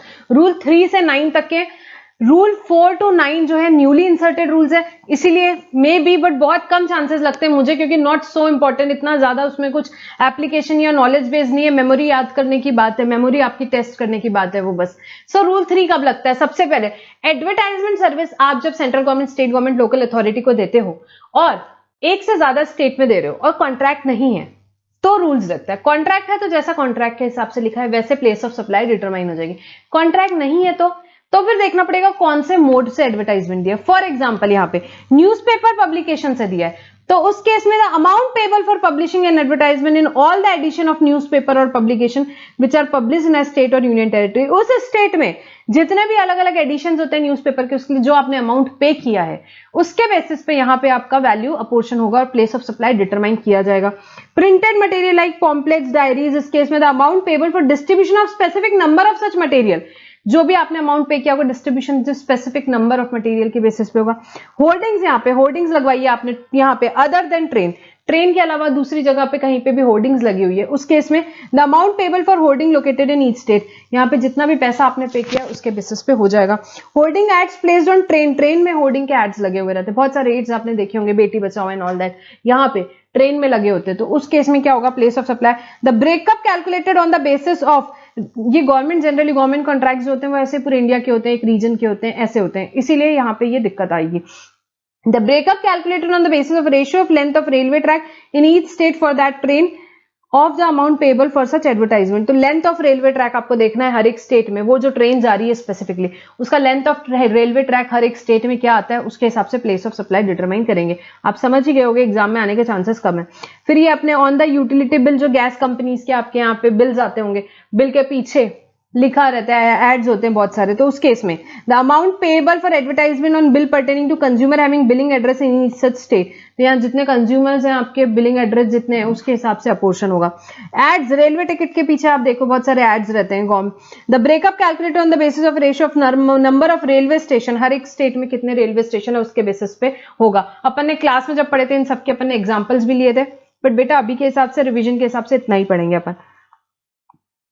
Radio station, the amount payable to such radio station, यहाँ पे आ जाएगा place of supply. Then television channel का अपन ने देखा था, क्या किसके बेसिस पे होगा apportionment, on the basis of viewership of such channel in such state, viewership, number of viewership के हिसाब से यहाँ पे प्लेस ऑफ सप्लाई डिटरमाइन की जाएगी। The channel viewership figure has to be taken from the figures publish in this regard by the Broadcast Audience Research Council, किसके figure पर viewership जो है वो कहां से निकालोगे? ब्रॉडकास्ट ऑडियंस रिसर्च काउंसिल जो है यहाँ पे BARC के जो फिगर्स रहेंगे उसके हिसाब से लोगे कि आपके last week of a given quarter, जिस क्वार्टर है उसके आखिरी हफ्ते के यहाँ पे आपको लेना पड़ेगा डेटा।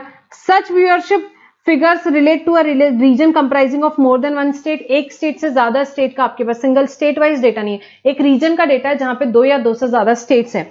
उस केस में व्यूअरशिप फिगर जो है आपके कैसे निकालोगे? उस स्टेट की जो पॉपुलेशन है लेटेस्ट सेंसस की, उसके हिसाब से आपको पॉपुलेशन से अप्लाई करके यहाँ पे हर एक स्टेट का निकालना पड़ेगा, ठीक है।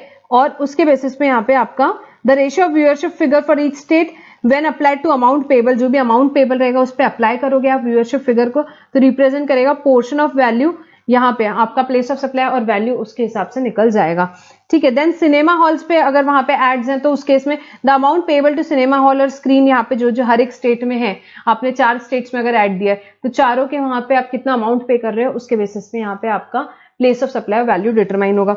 इंटरनेट पे दे रहे हो तो बेटा इंटरनेट पे भी सबसे पहले तो it will be deemed to be provided all over India. Internet पे जब भी दे रहे हो तो ऐसा नहीं मानेंगे कि 4 स्टेट या 5 स्टेट में दिया है, पूरे इंडिया में आपने एडवर्टाइजमेंट दिया है, सबसे पहले ये अज्यूम कर लिया जाएगा, ठीक है।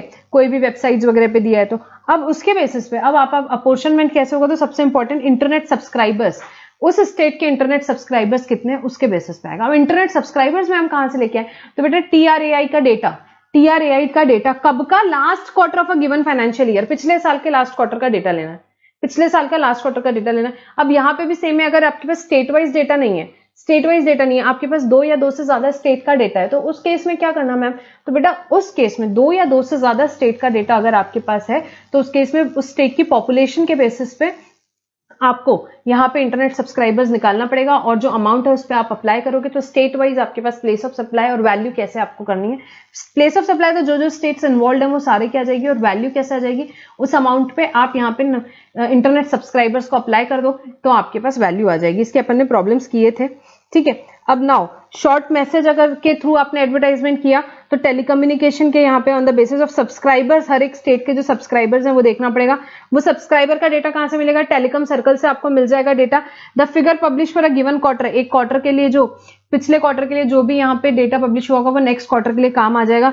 When such figures relate to telecom circle comprising of more than 1 state union territory, तो रेशियो ऑफ पॉपुलेशन के हिसाब से आपको अप्लाई कर लेना है, वो रेशियो ऑफ पॉपुलेशन के हिसाब से आपका काम हो जाएगा यहाँ पे, ठीक है। तो the ratio of subscriber figure for each state union territory when applied to amount payable shall represent the portion, जो भी है वैल्यू यहाँ पे आपको अप्लाई करना है। तो आपको मेन चीजें यहाँ पे क्या है, किसके बेसिस पे करना है? टेलीकम्युनिकेशन सब्सक्राइबर्स के बेसिस पे। तो बेटा ये जो रूल था, रूल नंबर 3 मैंने बहुत फास्ट लिया, ये आपको याद ही रखना है, इसमें समझने का कुछ भी नहीं है।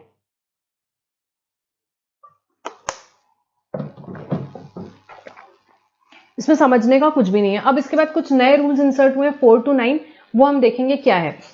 तो रूल 4 कब अप्लाई होता है? अभी हमने पढ़ा था इमूवेबल प्रॉपर्टी सेक्शन 12 में आओ। सेक्शन 12 क्या बोलता है? जब लोकेशन ऑफ सप्लायर और रिसिपिएंट दोनों इंडिया में है, उस केस में प्लेस ऑफ सप्लाई कैसे डिटरमाइन करना।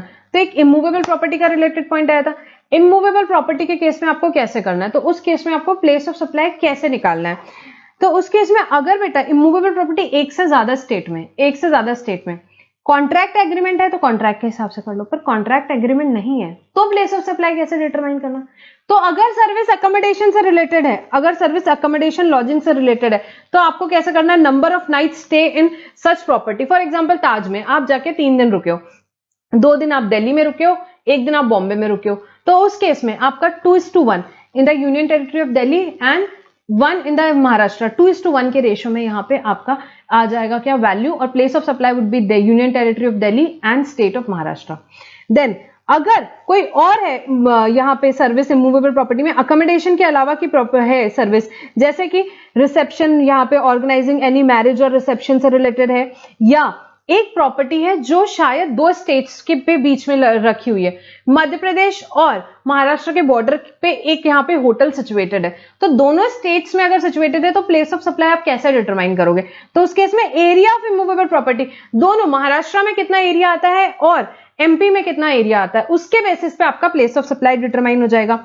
And service ancillary to the above, so area of immovable property के बेसिस पे हो जाएगा। And last lodging accommodation by a hotel, house boat और वेसल। अगर हाउस बोट और वेसल है, आपकी हाउस बोट और वेसल है, दो स्टेट्स के बीच में चल रही है, तो उस केस में आपका प्लेस ऑफ सप्लाई क्या होगा, वो दोनों स्टेट्स होंगे। वैल्यू कैसे आप डिटरमाइन करोगे, दोनों स्टेट्स में कितना टाइम स्पेंड किया उस वेसल ने। Time spend by the boat vessel in such state union territory to be determine on the basis of declaration made by service provider. जो भी डिक्लेरेशन सर्विस प्रोवाइडर करता है। अब बेटा इसमें ये चीज याद रखना, ये कब अप्लाई हो रहा है, इमूवेबल प्रॉपर्टी की सर्विस आप एक से ज्यादा स्टेट में दे रहे हो और अगर आपका कॉन्ट्रैक्ट नहीं है, यहाँ पे कॉन्ट्रैक्ट नहीं है तो क्या अप्लाई होगा, तो ये रूल 4 अप्लाई होगा। सिमिलरली ये रूल किसके साथ अप्लाई हो रहा है, सेक्शन 12 के साथ। सेक्शन 13 भी एक था जहां पे या तो सप्लायर इंडिया में या रिसिपिएंट इंडिया में, एक जन इंडिया में एक जन ही बाहर है। उस केस में आपको प्लेस ऑफ सप्लाई कैसे डिटरमाइन करना है, तो उसके लिए बेटा यहाँ पे एक और रूल आया, रूल नंबर 8। और रूल नंबर 8 कुछ भी नहीं बोलता है, रूल नंबर 8 सिर्फ इतना बोलता है कि रूल नंबर 4 का जो है, रूल नंबर 4 मुटेटिस मुटेंडिस अप्लाई होगा। तो सिमिलर ये जो प्रोविजंस है जो सेक्शन 12 के लिए अप्लाई हो रहे हैं, वो सेक्शन 13 के लिए भी सिमिलरली अप्लाई होंगे। नेक्स्ट करेंगे बेटा, ये फास्ट जा रहे हैं हम लोग, इसका डिटेल डिस्कशन देखना है तो भले से आप अमेंडमेंट का वीडियोस देख लो, बट ये इतने इंपॉर्टेंट नहीं है, इतना भी पढ़ा तो सफिशिएंट होगा हमारा। Computation of value of service where event is organised in more than one state and where location of supplier and recipient is in India.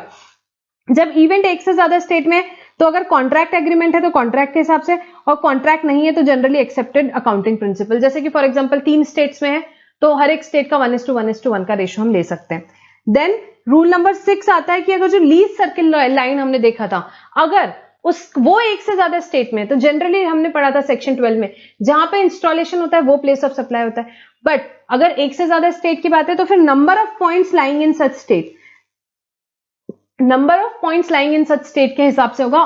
For example Delhi में एक है, मुंबई में एक है, and start point Delhi, and point lease circuit का मुंबई, तो Delhi and Mumbai 1:1 का ratio हो गया आपका वैल्यू का, प्लेस ऑफ सप्लाई दिल्ली और मुंबई दोनों हो गई। अब अगर बीच में कोई एक इंटरमीडिएट पॉइंट है तो वो भी आपका क्या हो जाएगा बेटा, वो पॉइंट को भी कंसिडर किया जाएगा, वो एक पॉइंट को भी कंसिडर किया जाएगा। Next, computation of value of service is performed in more than one state and where location of supplier is outside India. यहाँ पे हमने सेक्शन, एक मिनट, ये जो इवेंट वाला पॉइंट था, इसके पहले रूल नंबर 5 सेम जैसे हमने रूल नंबर 8 मैंने आपको बताया कि रूल नंबर 8 क्या बोलता है, रूल 4 के प्रोविजंस मुटेटिस मुटेंडिस लगेंगे। सिमिलरली रूल नंबर 9 है जो कि इवेंट्स के केस में लगता है, जब सेक्शन 13 में क्या लिखा हुआ है कि जब रिसिपिएंट और सप्लायर में से दोनों एक इंडिया में और एक इंडिया के बाहर है और इवेंट होता है, उस केस में प्लेस ऑफ सप्लाई रूल 13 के हिसाब से लेते हैं, सेक्शन 13 के हिसाब से लेते हैं। तो उस केस में बेटा रूल 9 आया, जब मोर देन वन स्टेट है और कॉन्ट्रैक्ट नहीं है, तो वो बोलता है रूल 5 के प्रिंसिपल मुटेटिस मुटेंडिस लेना है। ठीक है, नेक्स्ट इज रूल 7 हम जो पढ़ रहे थे, computation of value of service when the service is performed in more than one state and location of supplier and recipient is in India. तो सेक्शन 13 हमने पढ़ा था, 13 क्या बोलता है, अगर यहाँ पे गुड्स या सर्विसेज जिसके फिजिकल प्रेजेंस, गुड्स या इंडिविजुअल पे सर्विस देते हो आप, परफॉर्मेंस बेस्ड सर्विस, और उसका यहाँ पे फिजिकल प्रेजेंस होना जरूरी है, तो location where such services are perform, अगर सर्विस एक से ज्यादा स्टेट में दी जाती है तो in terms of contract, but अगर कॉन्ट्रैक्ट नहीं है तो बेटा 13(3) परफॉर्मेंस बेस्ड सर्विस, जहां पे गुड्स मैंने इंडिया में लेकर आई, मैं उस पर परफॉर्मेंस कर रही हूँ फॉर एग्जांपल, तो उस केस में अगर मैं सर्विस एक ही गुड्स पे दे रही हूँ, सेम गुड्स पे, then equally dividing the value of service in each of the state union territory where the service is perform. तो अगर मैंने 3 स्टेट पे एक गुड्स पे सर्विस दी है, टेस्टिंग ऑपरेशन 3 स्टेट्स पे चला है, तो इक्वली डिवाइड हो जाएगा। एंड अगर मैं डिफरेंट गुड्स पे दे रही हूँ तो ratio of invoice value, on the ratio of invoice value हम यहाँ पे कर सकते हैं। When the service is provided to individual, then generally accepted accounting principle के हिसाब से, करना है। So बेटा यहाँ पे हमारे ये रूल्स कंप्लीट होते हैं। रूल नंबर 3 to 9 हमने डिस्कस किया, not so important from exam point of view, but the person who wants, जिनको भी चाहिए कि इसमें एग्जाम्पल्स देखने, तो अमेंडमेंट्स के नोट्स रेफर कर लो बेटा, उसमें थोड़ा डिटेल में डिस्कशन भी किया हुआ है और एग्जाम्पल भी दिए हुए हैं, बट रिवीजन के हिसाब से इतना सफिशिएंट है। अब बेटा कुछ नोटिफिकेशन सर्कुलर्स वगैरह आए हैं, मैं आपको बता दूं, नॉट वेरी रिलेवेंट, यहाँ पे बहुत इंपॉर्टेंट नहीं है एग्जाम पॉइंट ऑफ व्यू से, बस हम एक बार देखेंगे। ठीक है, सेक्शन 13 बेटा 13 क्या बोलता है, हमने पढ़ा था कि भाई in order to prevent what, या तो डबल टैक्सेशन, या तो non taxation of supply of service, या तो यूनिफॉर्म एप्लीकेशन ऑफ रूल्स के लिए गवर्नमेंट को पावर दिया इस सेक्शन में, गवर्नमेंट को पावर दिया कि वो प्लेस ऑफ सप्लाई नोटिफाई कर सकते हैं। और प्लेस ऑफ सप्लाई क्या होगी, प्लेस ऑफ सप्लाई होगी effective use, place of effective use and enjoyment of service. किस चीज के लिए? अगर यहाँ पे लग रहा है गवर्नमेंट को डबल टैक्सेशन हो रहा है या कोई नॉन टैक्सेशन हो रहा है किसी सर्विस का, या यूनिफॉर्मली अप्लाई करना है रूल यहाँ पे इंटरनेशनल लेवल पे, उस केस में बेटा गवर्नमेंट क्या कर सकती है, यहाँ पे गवर्नमेंट नोटिफाई कर सकती है कोई भी सर्विस जिसका प्लेस ऑफ सप्लाई रहेगा place of effective use and enjoyment of service. इसके अंडर गवर्नमेंट ने कुछ नोटिफिकेशन सेक्शन 1313 के अंदर कुछ नोटिफिकेशन लाए। पहला नोटिफिकेशन आया बेटा रिसर्च एंड डेवलपमेंट सर्विस से रिलेटेड। रिसर्च एंड डेवलपमेंट कौन सा सेक्टर? फार्मास्यूटिकल सेक्टर के रिसर्च एंड डेवलपमेंट सर्विस का आया। उसमें गवर्नमेंट ने कोई 10 सर्विसेज यहाँ पे नोटिफाई करी है। ये 10 सर्विसेज नोटिफाई करी है जिसका प्लेस ऑफ सप्लाई क्या रहेगा बेटा? Place where the research and development services related to pharmaceutical sector are supplied by a person located in taxable territory to person located in non taxable territory। यहां located in taxable territory, India से किसी ने service दिया, किसको? जो non taxable territory में है उसको दिया। Supplier of services in India, recipient बाहर है, तो उस केस में the place of supply shall be location of recipient. Location of क्या रहेगा? रिसिपिएंट ऑफ सर्विस रहेगा। Place of effective use and enjoyment of service यहां रहेगा। Subject to the following conditions, कुछ कंडीशंस दी है यहाँ पे, जैसे कि बेटा क्लिनिकल ट्रायल्स की सर्विस होगी। यहाँ पे इंडिया में मेडिसिन भेजते हैं वहां से और यहाँ पे ट्रायल होता है, तो वो सवाल ये आया कि भाई इसका प्लेस ऑफ सप्लाई क्या रहेगा। तो गवर्नमेंट ने नोटिफाई किया। हमने बहुत डिटेल में ये समझा था, ये रिविजन है इसलिए हम इसका स्टोरी पे नहीं जाएंगे कि भाई क्यों आया एंड ऑल दैट। यहां सिर्फ हम क्या समझेंगे, प्लेस ऑफ सप्लाई क्या रहेगा? Research and development relating to pharmaceutical sector, recipient का लोकेशन बेटा, recipient का location। What are the conditions? First condition, supplier of service from the taxable territory is provided as per contract between the service provider located in taxable territory and service recipient located in non taxable territory। contract हुआ बेटा, contract के अंदर ये service supply की गई, contract के अंदर ये सर्विस सप्लाई की। Such supply of service fulfills all other condition in the definition of export of service except the condition of place of supply। export of service में जो बाकी की condition है export की definition में, वो सारी fulfill होनी चाहिए, वो सारी fulfill होनी चाहिए except place of supply। place of supply की condition तो यहाँ पे fulfill हो ही रही है, ठीक है। तो ये दो conditions अगर fulfill होती है तो research and development relating to pharmaceutical sector बेटा इनमें से कोई है, यहाँ पे clinical trial है, bioanalytical studies है, ये इनमें से कोई भी है, उसका place of सप्लाई क्या होगा? Place of use and effective enjoyment, that is location of recipient would be the place of supply. ठीक है, ये एक सर्विस यहां पे गवर्नमेंट ने भेजी, ठीक है। रिसिपिएंट कहां है आपका? रिसिपिएंट मैम आउटसाइड इंडिया है हमारा। सप्लायर कहां है? सप्लायर इंडिया में। सर्विस कौन सी? Research and development of pharmaceutical sector की सर्विस है। यहाँ पे कॉन्ट्रैक्ट है, अगर अदर कंडीशंस एक्सपोर्ट की सेटिस्फाइड है तो प्लेस ऑफ सप्लाई क्या होगा? Location of recipient, that is place of use and effective enjoyment of the service. ठीक है, अब ये हो गया। अब ये तो एक सर्विस नोटिफाई करी 1313 के अंदर, एक और सर्विस नोटिफाई करी। सेकेंड सर्विस किससे रिलेटेड है? B2B maintenance repair and overhaul service. Supply of maintenance repair overhaul service in respect of what बेटा? In respect of aircraft engine, other aircraft component or part supplied to a person for use in the course or furtherance of business। Service कौन सी भाई? Aircraft है मेरे पास, उसका repair की बात हो रही है, इंडिगो की एयरक्राफ्ट की रिपेयर की बात हो रही है। तो यहाँ पे या रिपेयर की बात हो रही है या मेंटेनेंस की बात हो रही है या ओवरऑल सर्विस की, किससे रिलेटेड? एयरक्राफ्ट का इंजन या एयरक्राफ्ट का कोई और कंपोनेंट या पार्ट, उसके रिपेयर की सर्विस की बात हो रही है। इस केस में प्लेस ऑफ सप्लाई क्या होगी? Place of recipient. Location of recipient जो रहेगी बेटा प्लेस ऑफ सप्लाई होगी। Location of recipient place of supply होगी। ठीक है, नेक्स्ट सर्विस बेटा, नेक्स्ट सर्विस 1313 के अंदर कौन सी नोटिफाई हुई? MRO service. किसकी? शिपिंग इंडस्ट्री के केस में। सो क्या नोटिफाई किया? Place of supply B2B MRO service in case of shipping industry shall be location of recipient. So पढ़ेंगे B2B supply of maintenance repair overhaul services MRO services in respect of ships, other vessels, their engines and other components and parts. And other components और parts, तो किसकी बात हो रही है? Ship की, vessel की, इंजन की, कोई और कंपोनेंट पार्ट की, जो कि सप्लाई किए गए किसको? To a person for use in the course और फर्दरेंस ऑफ बिजनेस। जो किसके लिए यूज कर रहा है? बिजनेस के लिए यूज कर रहा है। तो वो MRO सर्विसेज का क्या रहेगा? Place of supply, it shall be location of recipient of service. क्या हो जाएगा इसका place of supply? Location of recipient. यहां से क्या डिटरमाइन कर रहे हैं हम? Place of supply. Location of recipient of service will B place of supply in case of B2B MRO service shipping industry में।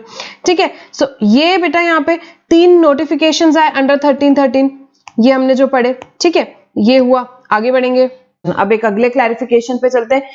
Clarification regarding determination of POS in certain cases. First हम बात करेंगे service provided by ports. Ports जो service दे रहा है. Place of supply in respect of various cargo handling service provided by ports to client. Port बेटा बहुत सारी सर्विसेज देता है. बड़ा सिंपल सा क्लैरिफिकेशन है वैसे ये.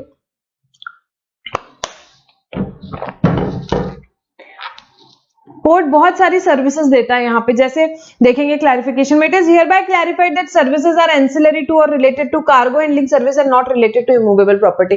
वैसे तो बेटा बड़ा सिंपल सी बात थी, इसकी क्लैरिफिकेशन की भी जरूरत नहीं मुझे लगता है. तो यहाँ पे ये सर्विस किस चीज से रिलेटेड है?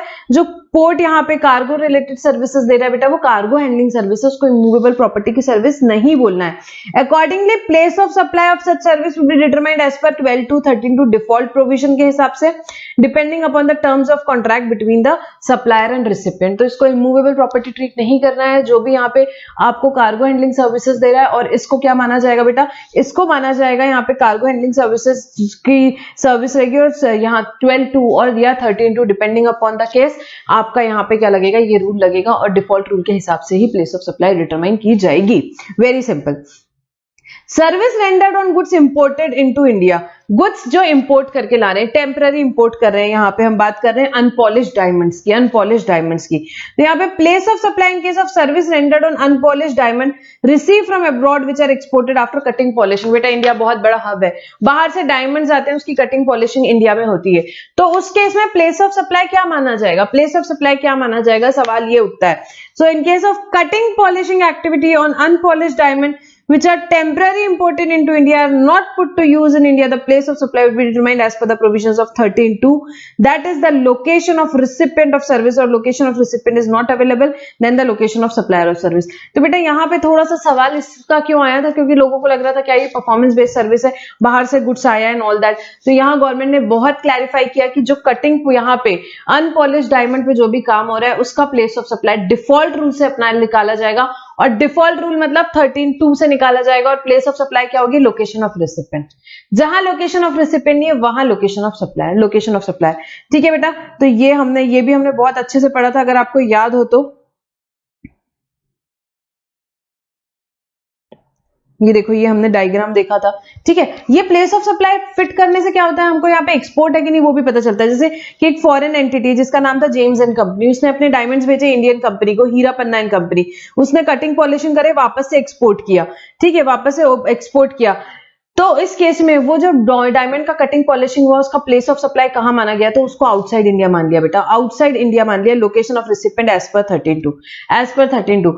एक्सपोर्ट की डेफिनेशन क्या बोलती है बेटा? अगर यहाँ पे LOS इंडिया में है, सप्लायर इंडिया में, LOR आउटसाइड इंडिया है, POS बाहर फिक्स हो गया, और पैसा कन्वर्टेबल फॉरेन एक्सचेंज में यहाँ पे आ जाता है, तो क्या माना जाएगा बेटा? अगर उसे एक्सपोर्ट माना जाएगा. एक्सपोर्ट माना जाएगा. ठीक है. तो यहाँ पे प्लेस ऑफ सप्लाई कहाँ फिक्स कर दिया है? बाहर फिक्स कर दिया है. ठीक है.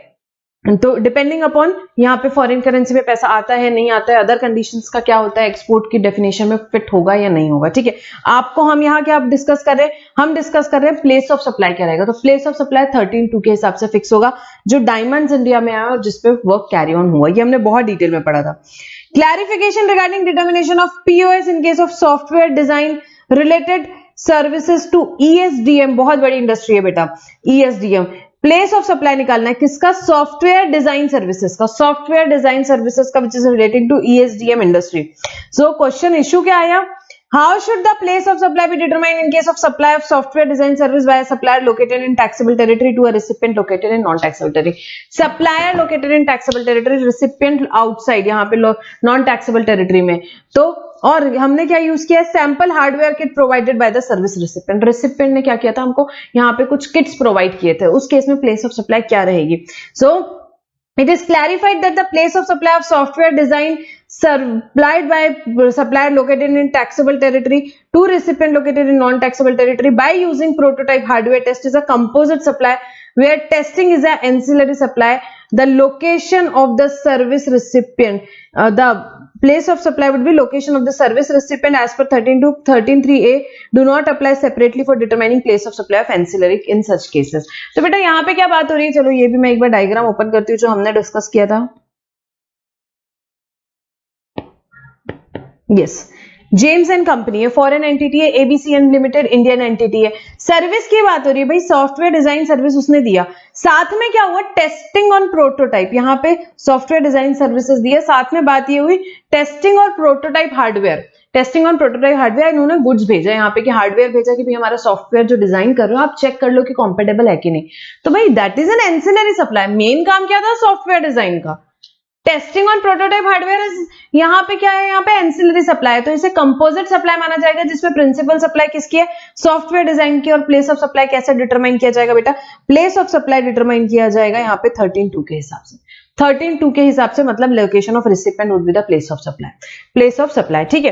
तो ये हमने डिस्कस किया था, इसको फिर वहां पे आप एक्सपोर्ट की डेफिनेशन में फिट करो। देखो अगर यहाँ पे सब चीजें place of supply outside India fix कर दी, एलओआर इंडिया में, एलओएस इंडिया में है, LOR outside India, LOS India में है, और पैसा अगर यहाँ पे फॉरेन एक्सचेंज में नहीं आता है तो फिर एक्सपोर्ट नहीं होगा, पैसा फॉरेन एक्सचेंज में आता है तो एक्सपोर्ट हो जाएगा, ठीक है। तो ये बेटा यहां से हमने क्या डिटरमाइन किया, यहां से मैम हमने डिटरमाइन किया कि ईएसडीएम सर्विस है, उसमें जो सॉफ्टवेयर डिजाइन की है और यहाँ पे जो सैंपल हार्डवेयर यूज करके प्रोटोटाइप किया वो सर्विस क्या है, कंपोजिट सप्लाई है, जिसमें से प्रिंसिपल सप्लाई सॉफ्टवेयर डिजाइनिंग की है, और प्लेस ऑफ सप्लाई जो एंसिलरी सप्लाई का भी डिटरमाइन होगा वो क्या होगा, प्लेस ऑफ सप्लाई होगा लोकेशन ऑफ रिसिपिएंट, क्योंकि वो कंपोजिट सप्लाई है तो वही रूल अप्लाई होगा। तो बेटा हियर वी कंप्लीट, यहाँ हमारी एक क्लैरिफिकेशंस जो आए थे, थोड़े नोटिफिकेशंस क्लैरिफिकेशंस जो थे हमने यहाँ पे डिस्कस किए, नॉट वेरी इंपॉर्टेंट, बाकी चीजें जो इस चैप्टर में पड़ी थी very very important, one of the most important chapter I would say from exam point of view. So here we complete our next chapter, which is regarding what place of supply, very important from exam point of view, especially section 10, 11, 12 and 13. ठीक है, rules इतने important नहीं है। So friends, we'll stop our discussion over here. Thank you for now.